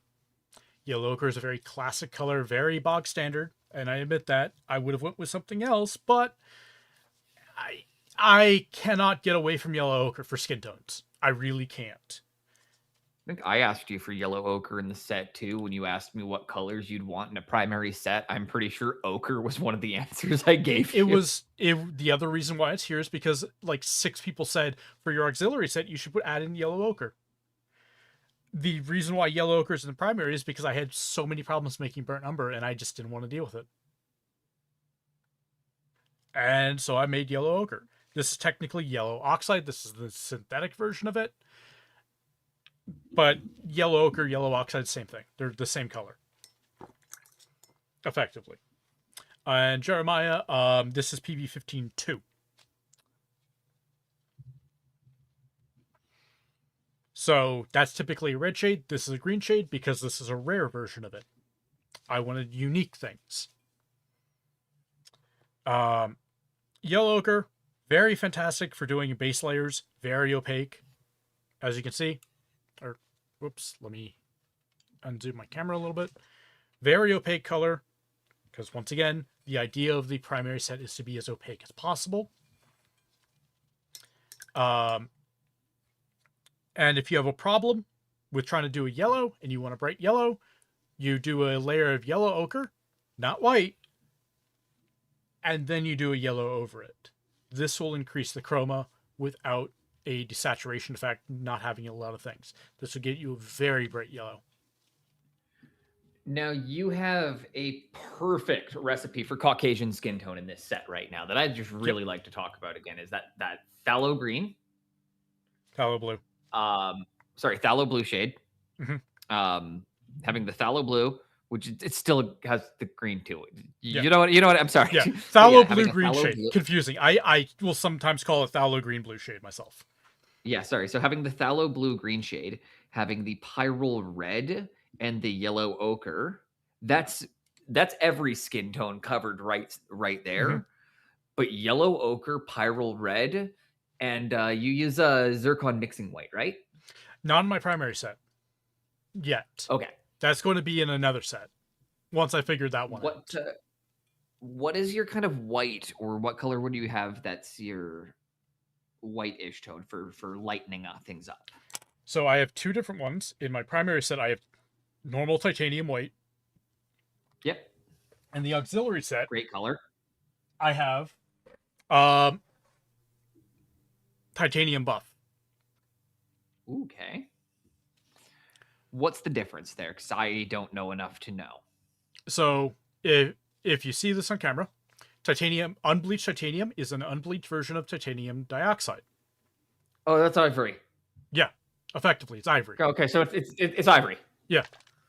Beauty. In the simplest of terms, yellow. Ivory. Instead of being blue, it's yellow. That's really funny because I kept saying to you too. You were like, "What color do you want in my auxiliary set?" And I was like, "Ivory. Give me ivory." And I just did not understand that you already had ivory in the set because, like, I cannot remember how many times I was like, "Ivory." Yep, and it's single pigment. But have a great one, Tortured Orchid. See ya, Orchid.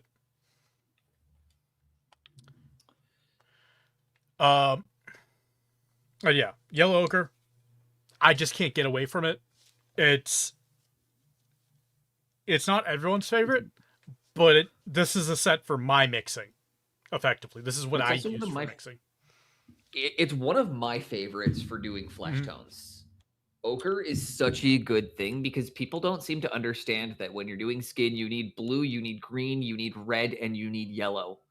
You need all 4 of those colors present in order to make a convincing skin tone. And you're going to like one of my future sets, though. It's going to be about. So I just want to say I really love that you've got all of the inclusions I need in order to do a really any color skin I want. Yep. Next is burnt sienna. Oh yeah, I love your sienna. As you see, it's not super opaque like most burnt sienna. It's a little bit transparent, which means it's better for mixing, for one. I personally really like it being a little bit more transparent than most others. Yeah. I would as well. Exactly, Jeremiah. I can see more advantage to having a thinner burnt sienna because burnt sienna is a color I can use to shift hue a lot. And I'm less like burnt sienna is almost a color I'm less likely to paint with, Mhm. and more like a color I'm gonna mix into something, Right. Now, it being a little bit transparent means that I can also glaze it a little bit. And this is what I do for wood tones a lot. I do the wood tone, I do a little bit of, paint the texture on, then I glaze over some burnt sienna, and it has enough opacity to where it tints it, covers up some of the things, and makes it a little bit splotchy like how wood should look. It's a really interesting pigment, and I like the transparency because it will do a color filter, but also uh, have enough opacity to where you get variations of color. Ooh. Yep, Grindel, you are. It works great as a leather color too. Burnt sienna is just one of those ones I have so many places for it in my kit. But also, we missed out on one of the best uses you have for it then there as well. Hair. A Oh, translucent brown that you can glaze into hair where you've already got your sculpted details and it's gonna work like a contrast paint, but not suck. yeah. It's like if contrast did what you actually wanted it to do. The pigment for burnt sienna is PBR7, pigment brown 7. This is genuine burnt sienna. And yeah, mix it into some white here. It also does a fairly decent job of getting kind of like a pinkish skin tone. Just right off the bat, if you want something easy. That is it mixes nicely with teal to get German field gray. I did not know that, Grindel. So I can use burnt sienna and teal for German gray. Do you have your cobalt in this one? Yeah, I do. That's an interaction I'd really like to see. How does the cobalt interact with the sienna? So there's a little bit of white in here. That one is high burnt sienna, and that Yep. one is a nice greenish field gray. Right there, with higher cobalt teal. Like guys, this is incredible stuff. Mhm. I'm just feeling blessed right now that you're sharing this with me, dude. The next color we have is Pyro Red. The reason for this is because I wanted a cadmium in the set, but I didn't want to use cadmium because we're dealing with hobbyists. We're all scared of it. Mm-hmm. Ooh, Cordal. Burnt sienna that's a PY42. That is actually extinct. They stopped producing that a couple years ago. So that's a rare pigment you have right there. Hey, G-Bucks. So I wanted an opaque red. The only thing is that I can use is Pyro. Pyro is a fantastic color. Mixes really well. It's a very clean color. Cannot mix purples because it's closer to being an orange, but it's a fantastic pigment. Next, we have Cobalt Teal. So my Cobalt Teal, forewarning, this might change in the future to being closer to being what Golden's is. This is Golden's. This is the modern Cobalt Teal. I got a really, really, really good deal on vintage 1970s, 1980s Cobalt Teal. My Cobalt Teal is darker. Actually, really funny you call us brush lickers because I'm pretty sure Pigments and I are probably the only two guys here that don't lick our brushes. Yep. Just to compare, that's mine. And this is Golden's. Golden's is very high chroma compared to mine. Mine is much darker. That is the reason why I have a darker Cobalt Teal. Because I just got a really good deal on vintage pigment. And that's what I have. So in the future, that might change. So keep that in mind. That's the only one here that might change, depending on stock. Just, yeah.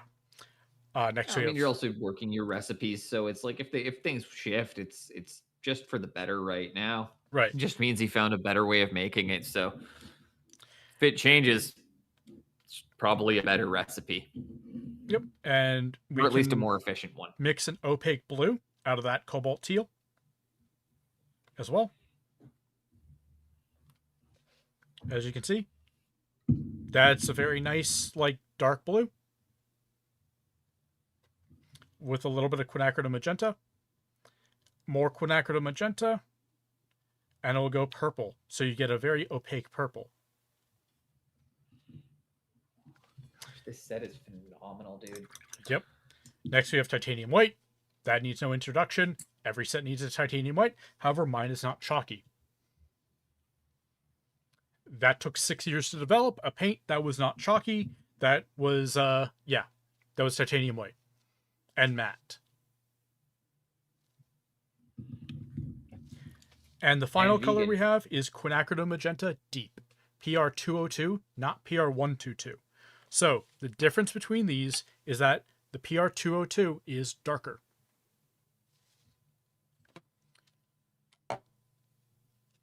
This I felt was better for grimdark painting, where we want high chroma, but we also want dark. And it'll mix very similarly to quinacridone magenta, but everything will be ever so slightly more dark. So you can augment this with the PR122 and have shades. I've never known the words to describe something, dude, but you actually just gave me an understanding of something I've been trying to put to words for a while, which is what I dislike about a lot of grimdark painting. And it's the low chroma that a lot of people end up with, where everything is just like, you know? And it's like, oh, it's like literally explaining it that way, being able to do grimdark with that high chroma finish. And it's like, that's what people don't understand about John Blanche's style, I think. Oh, I John think that's what Blanche's people style struggle to is... replicate. Yeah, so I John Blanche's style makes very heavy use of Prussian blue, and people don't realize that. He's got an insane amount of green in his stuff too. Yeah. His color palette, and this is again, it's very reminiscent of Frazetta because when you look at his colors, it's very green and very blue heavy, but everything feels warm. So when you look at it at a distance, everything looks red and orange and yellow. But when you get up close, it's surprisingly mostly blues and greens. Mm-hmm. I just you'd agree with that, right? Yes. Okay.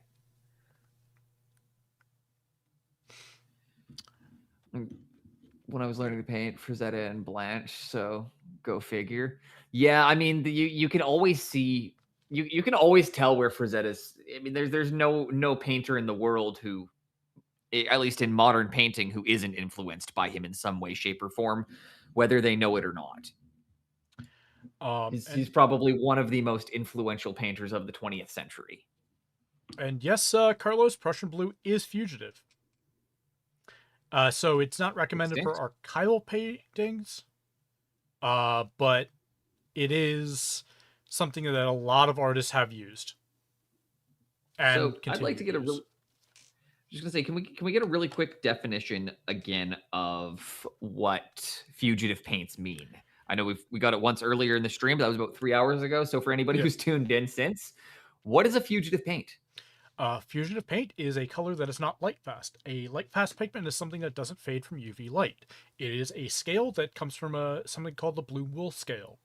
You also have the ASTM, but the blue wool scale is from 1 to 8, 8 being the highest, the best, and 1 being the lowest, the worst.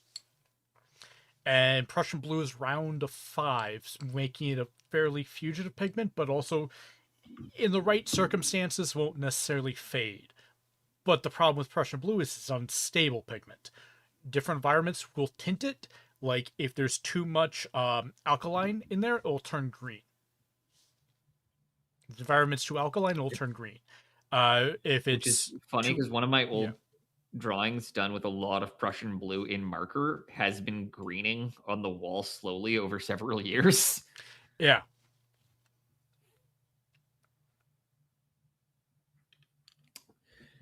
So then, what was I going to say? Oh yeah, then we're going to come into one thing here, because we didn't address this one at all. How'd you like the boneless blend method that I have been developing? I know it has its places. I have not found a place for it in miniature painting yet due to the pigment size of a lot of the inks that were being used. However, I did find specific ones that were very good, such as acid yellow. Um, So I was able to find that like acid yellow really found a good place for me in working my so for those of you that don't know, I use isopropylene based inks in my oil paints to get minor color shifts sometimes. Um just helps with getting things to read more correctly to the eye. And certain colors it works with. If you were to use like your black ink, for example, the pigment is too large in that, and it will cause a graining effect. But then for the flip side is like a nice the pigment in the acid yellow is extremely fine, and you don't see it, for example, mixed in. yeah. So I haven't found an oil paint yet that doesn't get gummy. That's fair. So I have been experimenting, but it's one of those things of, yeah, I just haven't. You're not. You're just not. It's one of those things where it's like, how is it working for him? Because like Yeah. you've seen it work for me, and you're just like, he's doing something. It's working. I just don't know why because it shouldn't. That or I just don't notice the gumminess. You're looking at varnish that is UV protected because fluo paints have very poor light fastedness. Oh, okay. So that is a great one to note. Cordial. When as a commission painter, when I'm looking to do something that's light fasted, if I'm going to be using fluos, there's one of the key things you can do is you can do a resin pour, and that will get you to about like and typically I've also found, I'm not sure Mr. Pigments, because again, you might not have, this part wasn't shown live, is I do a second resin pour after the first resin pour to give it another coat on top of it to protect it, and then I varnish it. Mhm. So this is the lava bases here are done using fluos. Then what I do is I mix a little bit of fluo paint into a resin pour, and then I pour that down. I let that cure, and then I apply another resin pour over top of that. I let that cure, and then I apply 5 coats of varnish over top of that. And that typically will get you a bit of light fasting out of it. If you're doing an OSL and you can't do something like that, 9 coats. 9 coats of airbrush varnish is pretty much about what I found is the trick. The varnish that has worked the best for me on my commission pieces, so pieces that I've like haven't faded over time. Um, I like the Vallejo Ultramatte polyurethane due to its accessibility and the fact it airbrushes nicely. Yeah. Yeah, that's why I'm sure that's why we're coming up with we have other solutions here. I would do 8 or 9 coats of airbrush varnish. Yeah. I use golden MSA varnish. I first do an isolation coat, and then I do golden MSA varnish over that, and then I do a layer of automotive matte over that for durability. Yeah, the automotive varnishes are a really good one as well for that. I like just if I'm doing a gaming piece again because it's going to be handled a lot. It's going to see a lot of traffic in the store. Um, I go obscene on my varnish. And the advantage to that is the more coats of varnish you put on there, the better your paint job will be protected at the end. Yeah. And if you can do 9 coats of varnish without flooding your details, your paint job's going to look better for longer than if you do 1 coat. Yeah. Which is why I use automotive varnish, because it's more durable and I don't have to do as many coats. Yeah. It's just easier for me. I use KVS. KVS is very expensive, but it's the best on the market. It is you can get a 2K can of it for about $30, Yep. and you can smack it with a hammer and it won't get damaged. The mini will For the break, Canadians in but here, yeah. you can buy that at Canadian Tire. So anybody in Ooh. Canada, that exact product is available at Canadian Tire. You're not going to find it in your hobby stores, but Home Depot should have it. Canadian Tire will probably have it. Rona will probably have it. Hardware stores. Yeah. But if I'm not using KBS, I use Rust-Oleum Automotive. Oh, Rust-Oleum's really good too. I actually use the Rust-Oleum to prime as well. Rust-Oleum is my backup primer.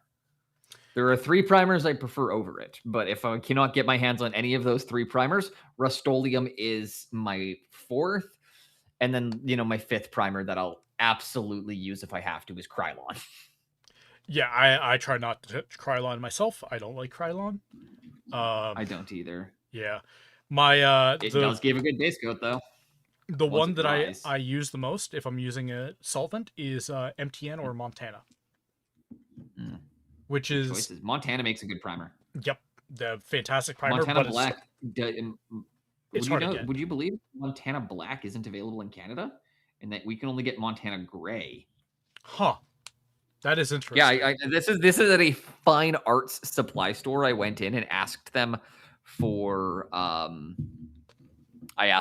it, and they were like, "That doesn't exist." And I was like, "What do you mean black primer doesn't exist? Please give me a can of black primer. This is not April Fool's Day."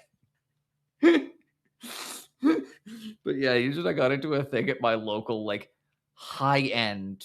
This is a place that, again, where I buy all my Holbein stuff, where they just have $600 brushes sitting on their counter kind of stuff. Yeah. No, black primer doesn't exist. And Red Feather, I use a spray gun and an airbrush to do it. It just depends on the application. Cordial, all varnishes have a degree of UV protection. They're just not going to say UV protection on them, which is why I'm saying for example, the Vallejo polyurethane one does have UV protection, but it doesn't advertise as UV protection. So there is a little bit more to that too. There is a additive called a UVL, and so all varnishes will have a certain degree of UV protection, but you need one that says it has a UVL in it if you want the highest level of UV protection. Golden's Mineral Spirit acrylic varnish has a UVL in it. It says it has UVL in it as well. Certain artist varnishes will say it, but not all. Yeah. None of the what I'm trying to say is none of the things you will find in your hobby store will advertise that aspect. That's one of those things where you just kind of have to know. The reason I use the Vallejo one is because the specific polyurethane that one uses has that UVL proponent to it because of the polymer that it is. To my knowledge, that's how it was explained to me. Yeah. So it's I need to test the Vallejo. One for UV protection, but it is urethane, so cracking, blah blah blah. Yeah. I need to test it more. It's getting bulk quantities of it is really expensive. I'll have to ship some down to you, man, because this has been my game changer. It's my favorite one I use. Yeah. However, again, that's because Golden products are not accessible where I live. Yeah. My choices locally are Vallejo, Army Painter, or Citadel. I have to travel to get Pro Acryl. Yeah. I have to travel to even get Pro Acryl. So that's why a lot of my paint stuff that I do is always there's a level of it's based on what's going to be accessible to the everyday hobbyist. Yeah. And for me, the accessibility stuff, I can't get hobby products, just simply put. It's I kind have of an art kind of store near funny. me. I don't have a hobby store. So So my that accessibility makes it kind is, of funny. yeah. Can't you get AK? Nope. Nope. Nowhere Liquitex has locally sells UVLs. AK. And for the automotive one, yeah, it needs you need lacquer thinner, or some of them need mineral spirit, some of them need acetone. But yeah, I generally speaking don't recommend using an airbrush for the automotive stuff. I recommend just getting a No. spray can of the 1K. You don't want the 2K. 2K is better, but the 1K, which is one part, which means it won't harden. So yeah, the 2K, if you press the Mask, button, the entire can will harden. mask, mask, mask, mask, mask. Yep. You Anytime mask it you're up. working with any varnishes, but especially automotive. Automotive is another level of dangerous. You need to use a respirator. If you do not have a respirator, those COVID masks do not cut it. You need a full blown N95 or you need a respirator. Mm-hmm. Do not use those without proper protective equipment. I can vouch, I thought it wasn't going to be that big of a deal. So I used to not wear a mask when I was varnishing. And it took because and again, also do consider I run a commission studio, so you got to know I'm spraying a lot of shit, right? Yeah. Took 2 weeks before I was coughing up blood. Yep. It took 2 weeks of varnishing without a mask on, and I spent the next 3 months coughing up blood. Just for some perspective on this, like I don't want people to think this is like they're just it will fuck you up. Take care of your health. Use your PPE.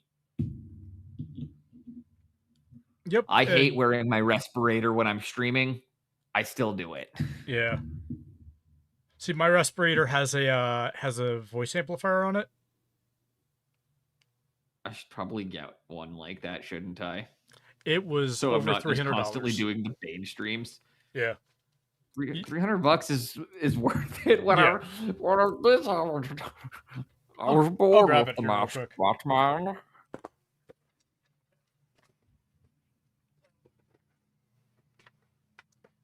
You probably won't be able to get this mask in Canada, but this is the mask I use for airbrushing. Oh, that's dope. Yeah. So this right here is That's a voice awesome. amplifier. And it's got the stuff over your eyes too, which is extra protective Yep. because a lot of people don't realize that the mucosal membranes around your eyes will absorb just as much as your lungs. The filters, I have cut them apart and I replace them with activated charcoal filters. Ooh. So I could replace the charcoal in there a lot easier than I can replace a Seaburn filter. I don't need a Seaburn. I just need activated charcoal. And I do my filter every 6 weeks. Yeah. I do mine every 6 months. That's how long they typically last, is 6 months with the amount I use the mask, which isn't every day. With the I'm putting in, I was told is you get about 100 hours of use out of your mask. And I've done about within 6 weeks, I've usually done about 100 hours worth of airbrushing. Yeah.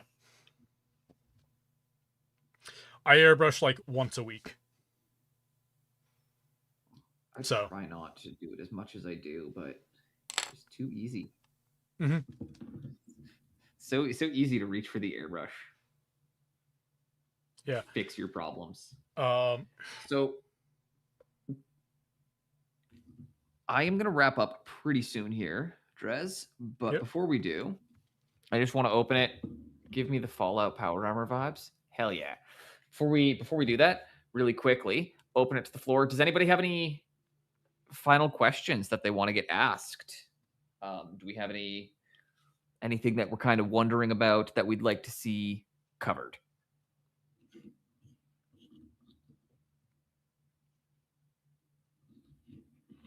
If not, that's perfectly okay. We'll do our little segue out. And one last chance. Can we get one more Ko-Fi link for the paint sets? How did you make that glorious yellow smear on your mat? That one. Oh, that's a great question. Making lava bases. Yep. I was doing pores, and then I dipped my hand in it, and then put my hand down like that, and then knocked it over. It's because I was doing pores, not painting. So when I do lava bases, Spoon, I'll show you. I'll grab a base and show you really quick here. It is the reason it's chunky is because when I do a lava base, I'll just demo on that really quickly. Thank you. My name is Studio Boneless. I stream Thursdays, Fridays, Saturdays, and Mondays on Twitch from 10 a.m. till 3 p.m. Pacific Standard Time. We've been joined by Mr. Pigments, also known as Drez, who has been a wonderful help. He's got his paints for sale. He's got his own line that is going to be sweeping the nation. And he's just sold out of his secondary set. Do you know how long roughly you think it'll be till you have that one back up, Drez? A couple months. I have to pay off the debt for buying a new bead mill. No worries. So it's going to be a couple months before that one's available again. We've got the first set up and running. Yeah. With the side note is it will be available in the UK. Excellent. And then, yeah, Spoon, just really quick. The reason it looks like that is because when I do lava, as you see, I don't mix my paint. I put whole dollops of paint down, and I'm doing pulls, not mixing. I am planning to expand production, which is why I'm buying tooling. The reason why it's one of those things of I do drops of it is simply because that's what I can afford. I can't buy huge quantities of pigment, but I use the profit from this to buy a used bead mill. So I after this drop, I'll have made about $600. I use that to buy a used bead mill, so I could actually, grind my own pigments a lot easier. I'm using a new shop sale from Eric. Ooh, good job, guys. And again, Yep. I don't know who that is, but that will get out Monday or Tuesday if you're watching the stream. Excellent. So we have one more up for sale. One more up. Mm-hmm. And again, so that's excellent. I'm really glad that we were able to do this. I'm glad that we were able to demo your set, what you can do. And also, I'm really just thankful that everybody on my chat and everybody on my side who's been seeing Mr. Pigment's name pop up, when you see me just defer to him for knowledge, now you know why. He knows his shit. He's done a great job displaying that. So yeah, if you've enjoyed my commentary, if you've enjoyed my kind of shenanigans, I'm Studio Boneless. I'm on Twitch Thursdays, Fridays, Saturdays, and Mondays. I'm a commissioned miniature painter, so I'm based out of Canada. If you're ever looking to get Warhammer or miniatures or busts painted up and you're north of the border or south of the border, it's just a little bit more expensive because I can't really cover the shipping. But if you're ever looking to have work done, feel free to check me out. Do you mind if I drop a quick link to my Insta in the chat? Yeah, go ahead. Before we sign off. So you guys can follow me on Twitch, or you can see me on Instagram at Studio Boneless as well. And yes, we will be back I'll be back on Monday. Thank you so much for sharing the knowledge. And you'll be able to get this posted up you'll get the VOD taken care of. Are you able to post that in the media channel when you are done with that? I can post that as soon as we're done here. Awesome. Thank you so much, Mr. Pigments. This has been an absolute treat. I'm really looking forward to your next launch. Looking forward to when we can have that up and running again, and hoping more and more people can see the glory of artist grade paints and why we should be making that switch over. So thank you for sharing your time, your wealth, your knowledge with us. Yep. It's been a pleasure. Excellent. I'm going to drop out of the call now and we're going to raid out. Okay. Have a great night. And for everyone on my end, before I go, if you're not following Mr. Pigments, we're going to throw a quick shout out for him again. He is taking several hours out of his day to share doctoral level knowledge with us at absolutely no cost.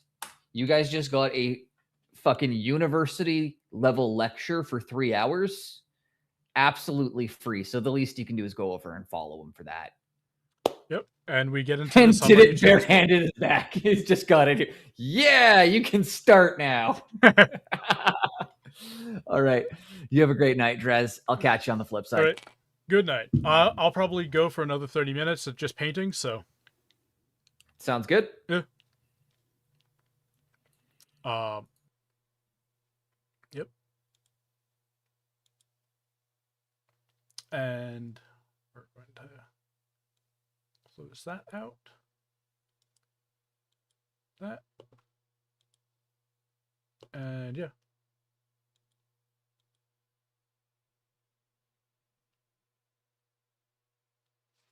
Perfect. So we're going to go a little bit longer of just painting with the primary palette here.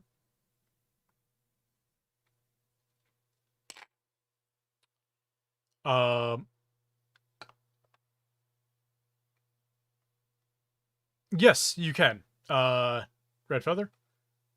I will drop a link here into YouTube. Let me here because I can't actually say.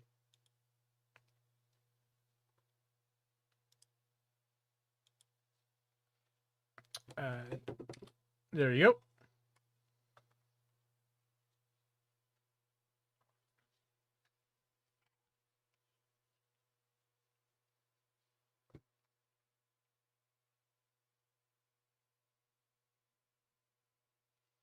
Okay, so focus on the core. So with the primary palette, this is everything you need to paint. You don't need the auxiliary set, but auxiliary set is a nice complement to it.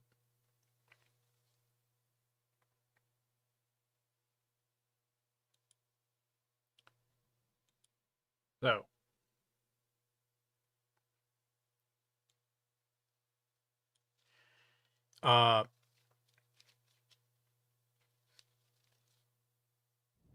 yeah. Thanks for following Alan for tap.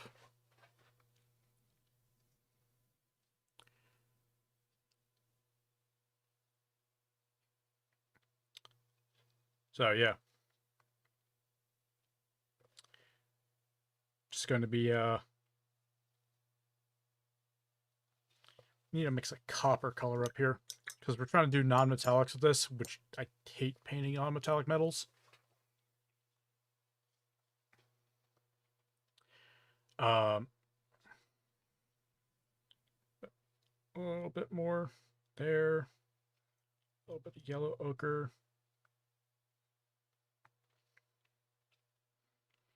Burnt sienna, titanium white, and yellow ochre.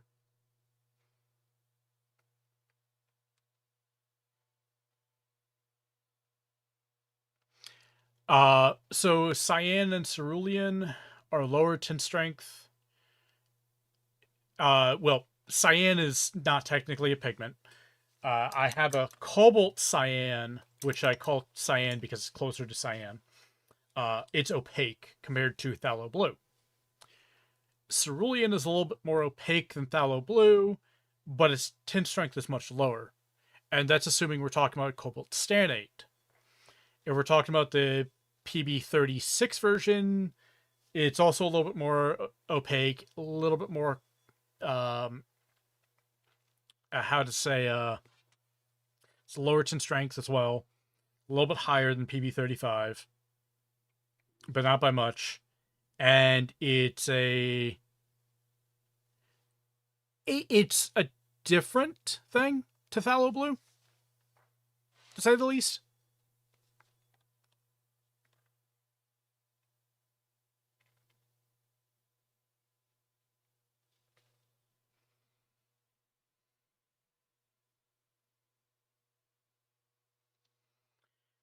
Um, Phthalo blue also mixes very similarly to cobalt blues. So really, it's just a difference of what you're wanting out of the blue.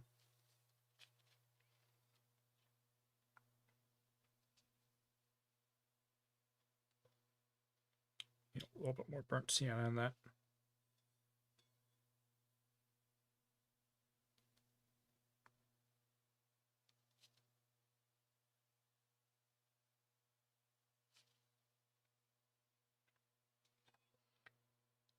Need a tiny bit of phthalo, or not phthalo red, but pyrrole red.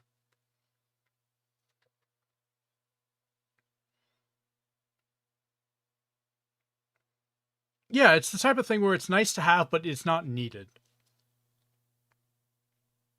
Um, like it's more opaque than phthalo blue. That's really the main difference for hobby painting. We have them right here, golden. As you can see, they are more opaque. So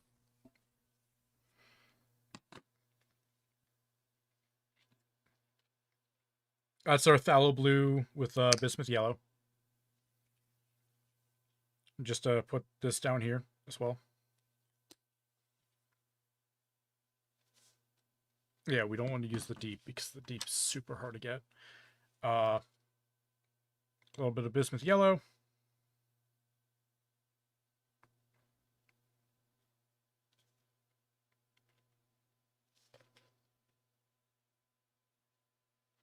Kind of like in the middle of like an ultramarine and a yeah. And thanks for following Maka the Baka on Twitch and YouTube.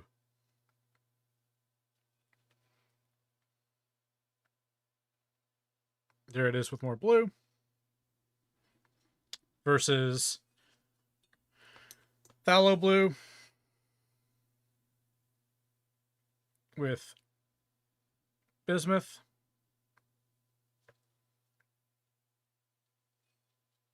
And more yellow.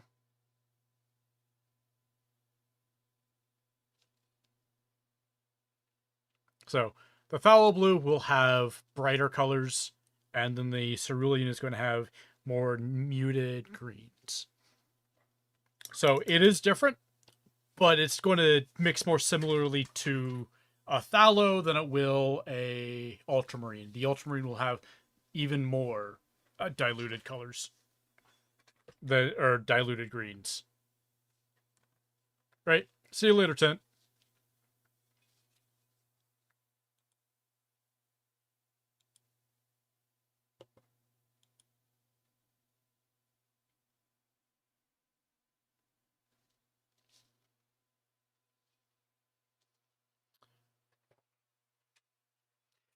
Yep. Hello, Fat Filbert.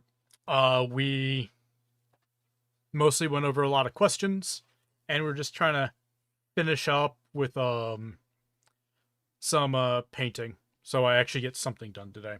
We're only going to do a little bit of painting though, so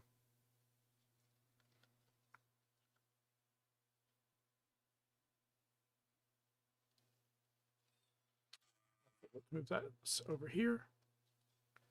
So you actually can see what I'm doing because I keep bringing this too close up and shrimping up when I have it over there.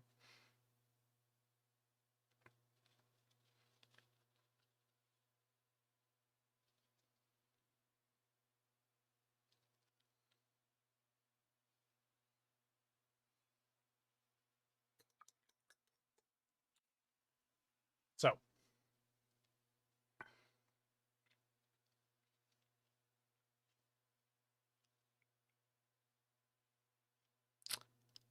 yeah. Anyways, we're not going to do details, but we are going to glaze over the manganese brown with some of the burnt sienna to get a more woody color.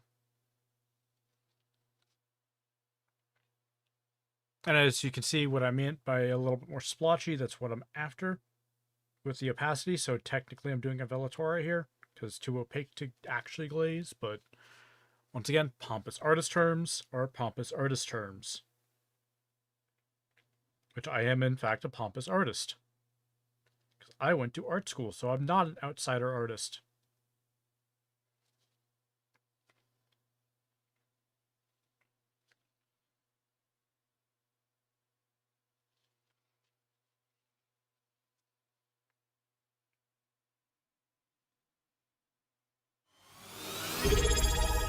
Oh, and thanks for the subscription, Naka.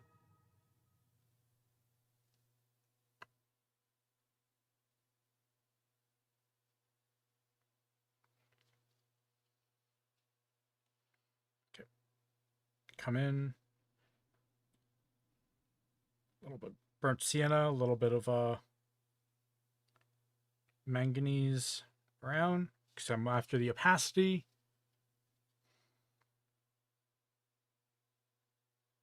But I want a warmer brown coming in for the leathers. Oop. Mess that one up a little bit.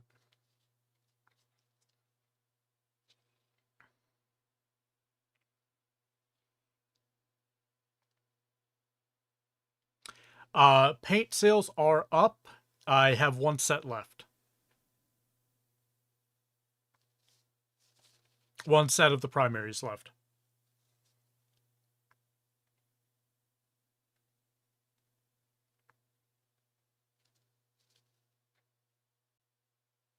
The auxiliary set has been sold out for 3 days now.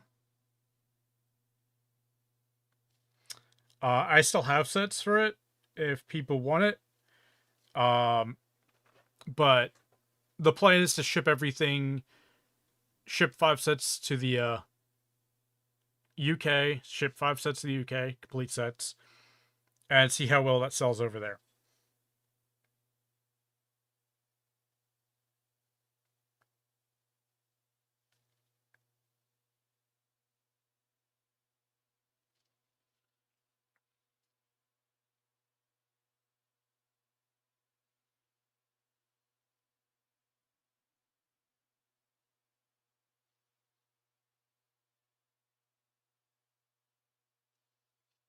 So,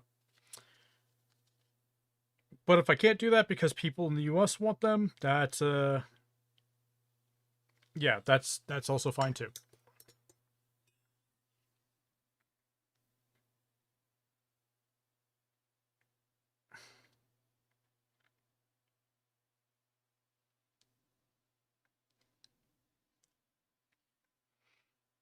Yep.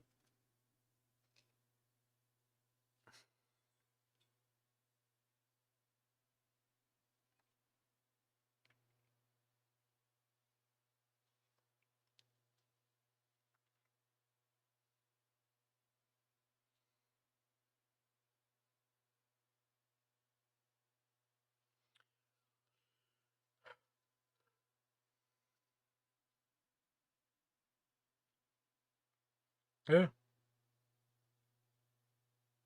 It'll be a couple months before I bring it back. I need to pay off some debt before I do anything else.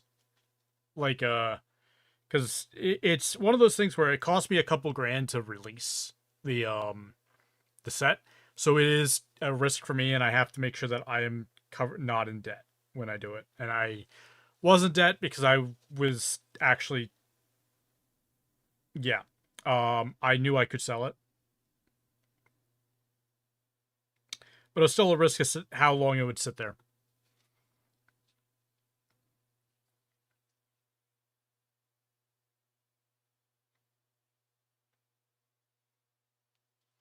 The fact it sold out this quickly is shocking to me.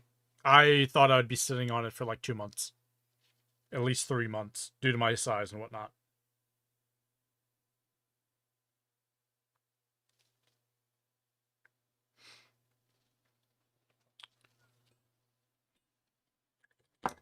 I'm not exactly the largest YouTuber out there, so the fact that I sold 20 sets of the auxiliary and 19 sets of the primary,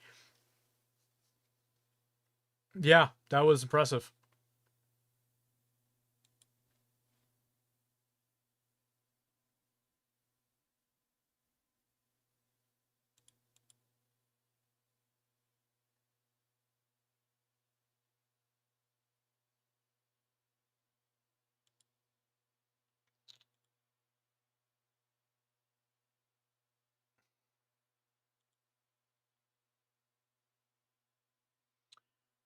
And to answer your question, Maka, yes. I just saw your DM.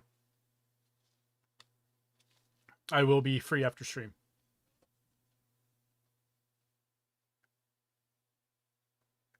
So if you want to cover more color theory stuff, just let me know.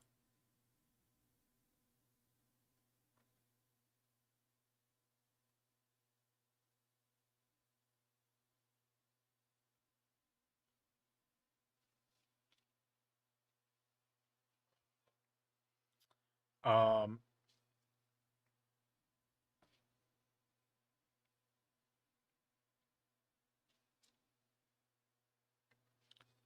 Boots here. I want more manganese brown.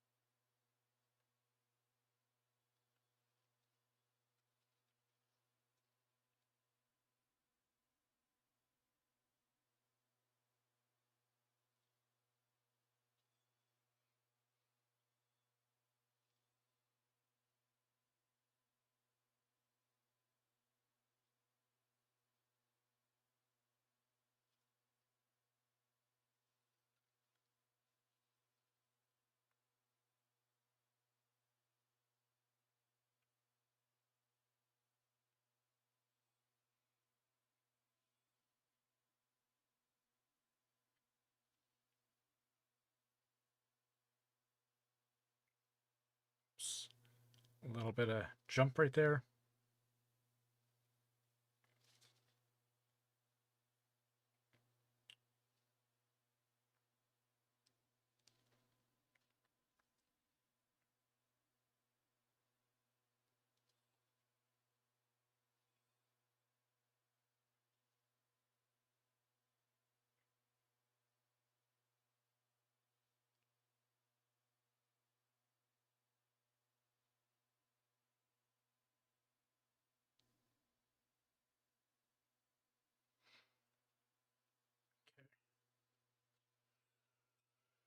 Whew.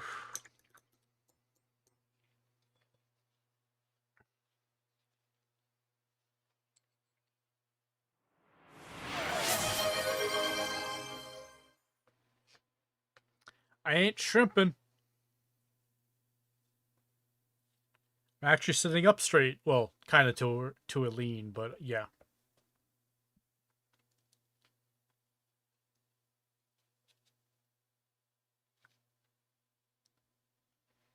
Gonna mix a quick gray here. Want a darker gray.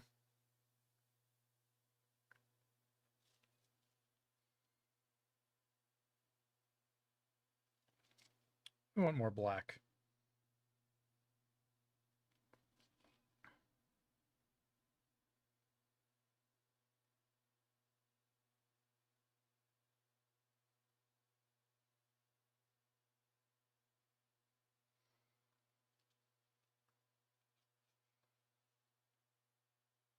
Yeah, barehanded.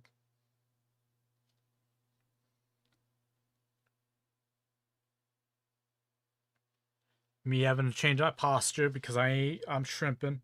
I get it.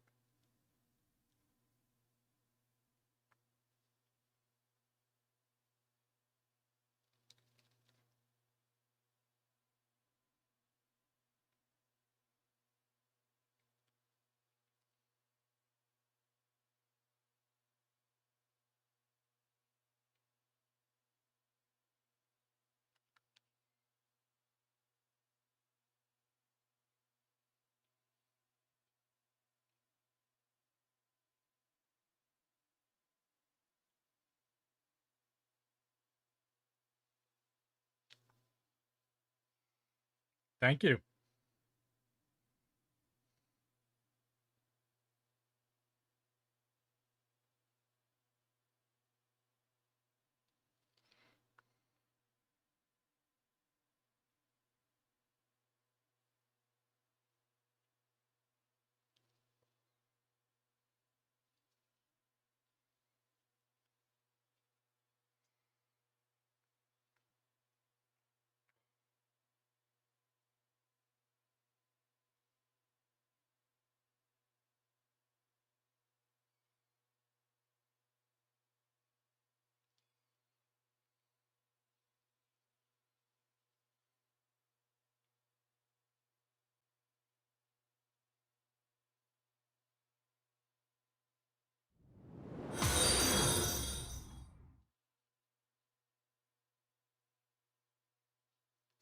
Hello, Dr. Food. Welcome in. We're just painting up some core here.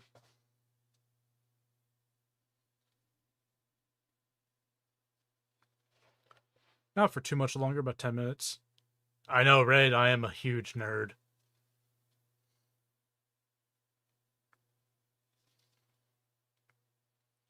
Grab that black.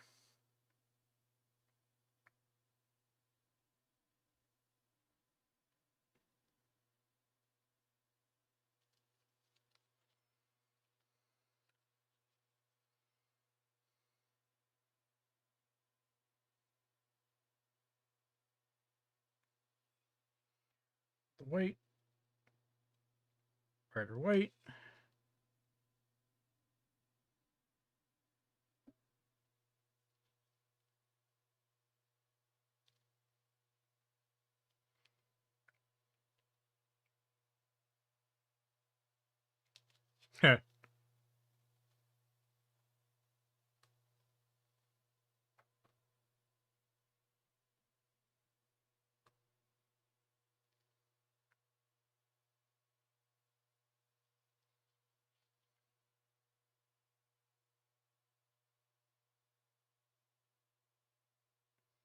Foiled again.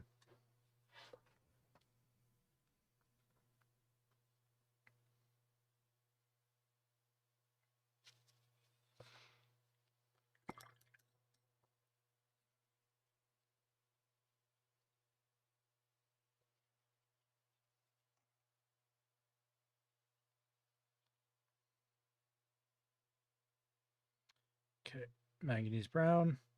Come in.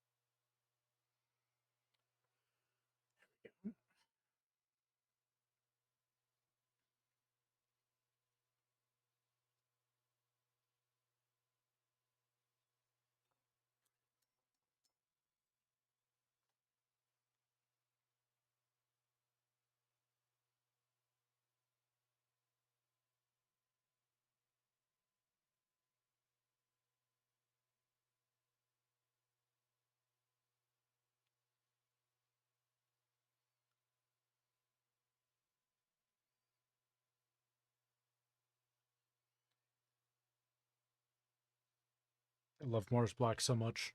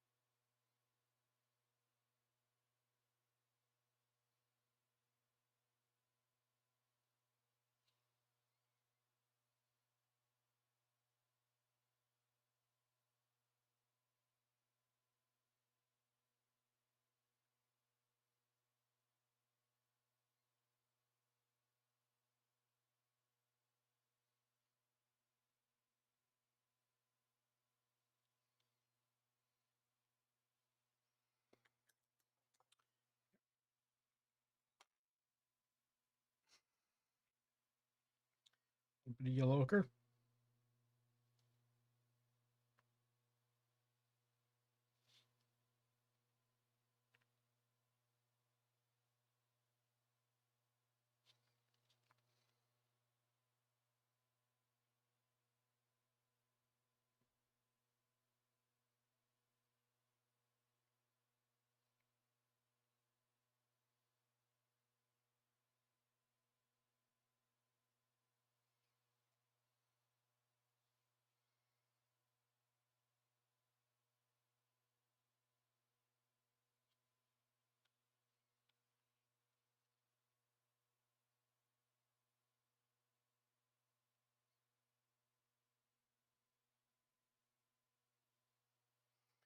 Need a second coat.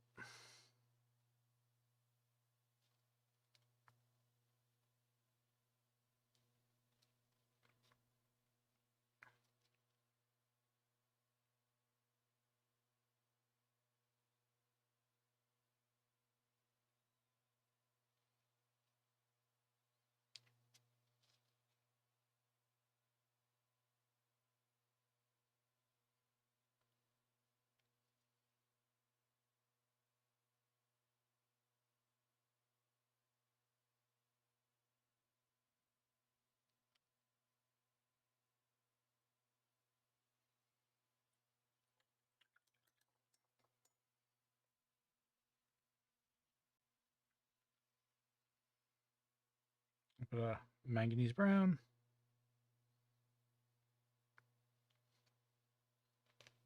Tiny bit of red.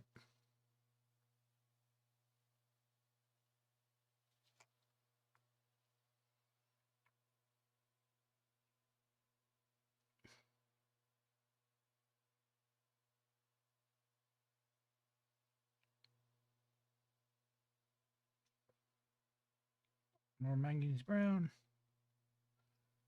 Because we're after some shading. Getting some shading on that brass.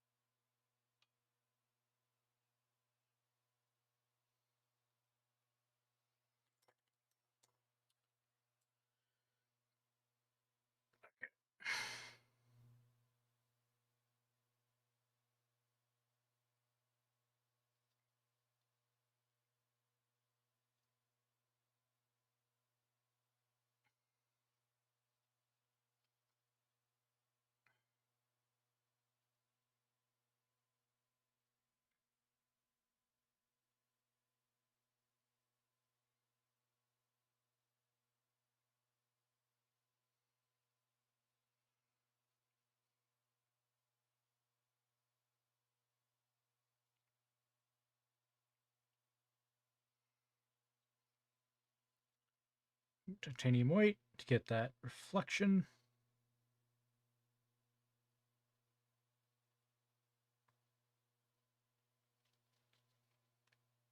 More white.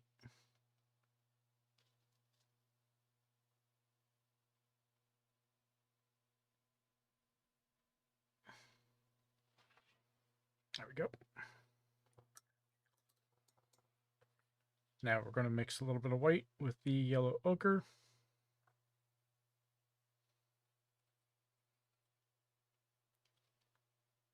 A bit more white.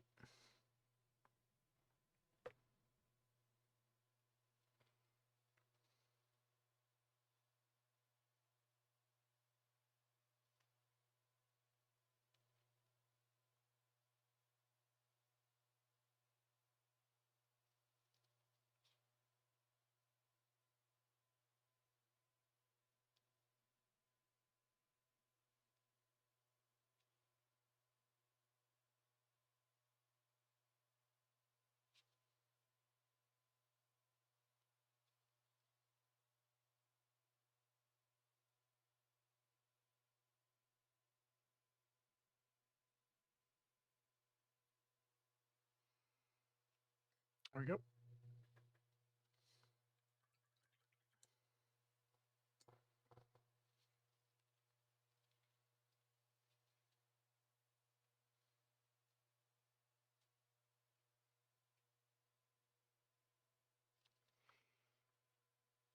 And we're going to call it there for right now. We got a little bit of painting done. Anyways, thanks for joining me.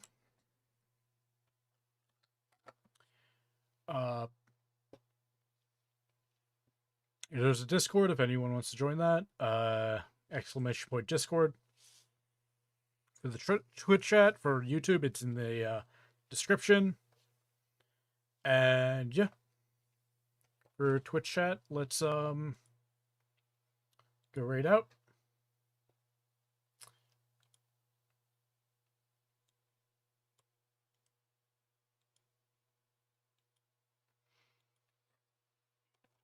For YouTube, yeah.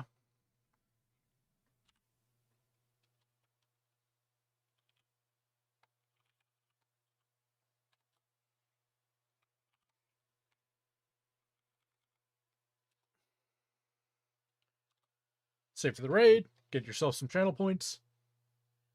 And yeah, we're going to go raid Painting Badly, who I just did a video with yesterday. Oh, technically that was weeks ago, but yeah, just came out today. Please watch it.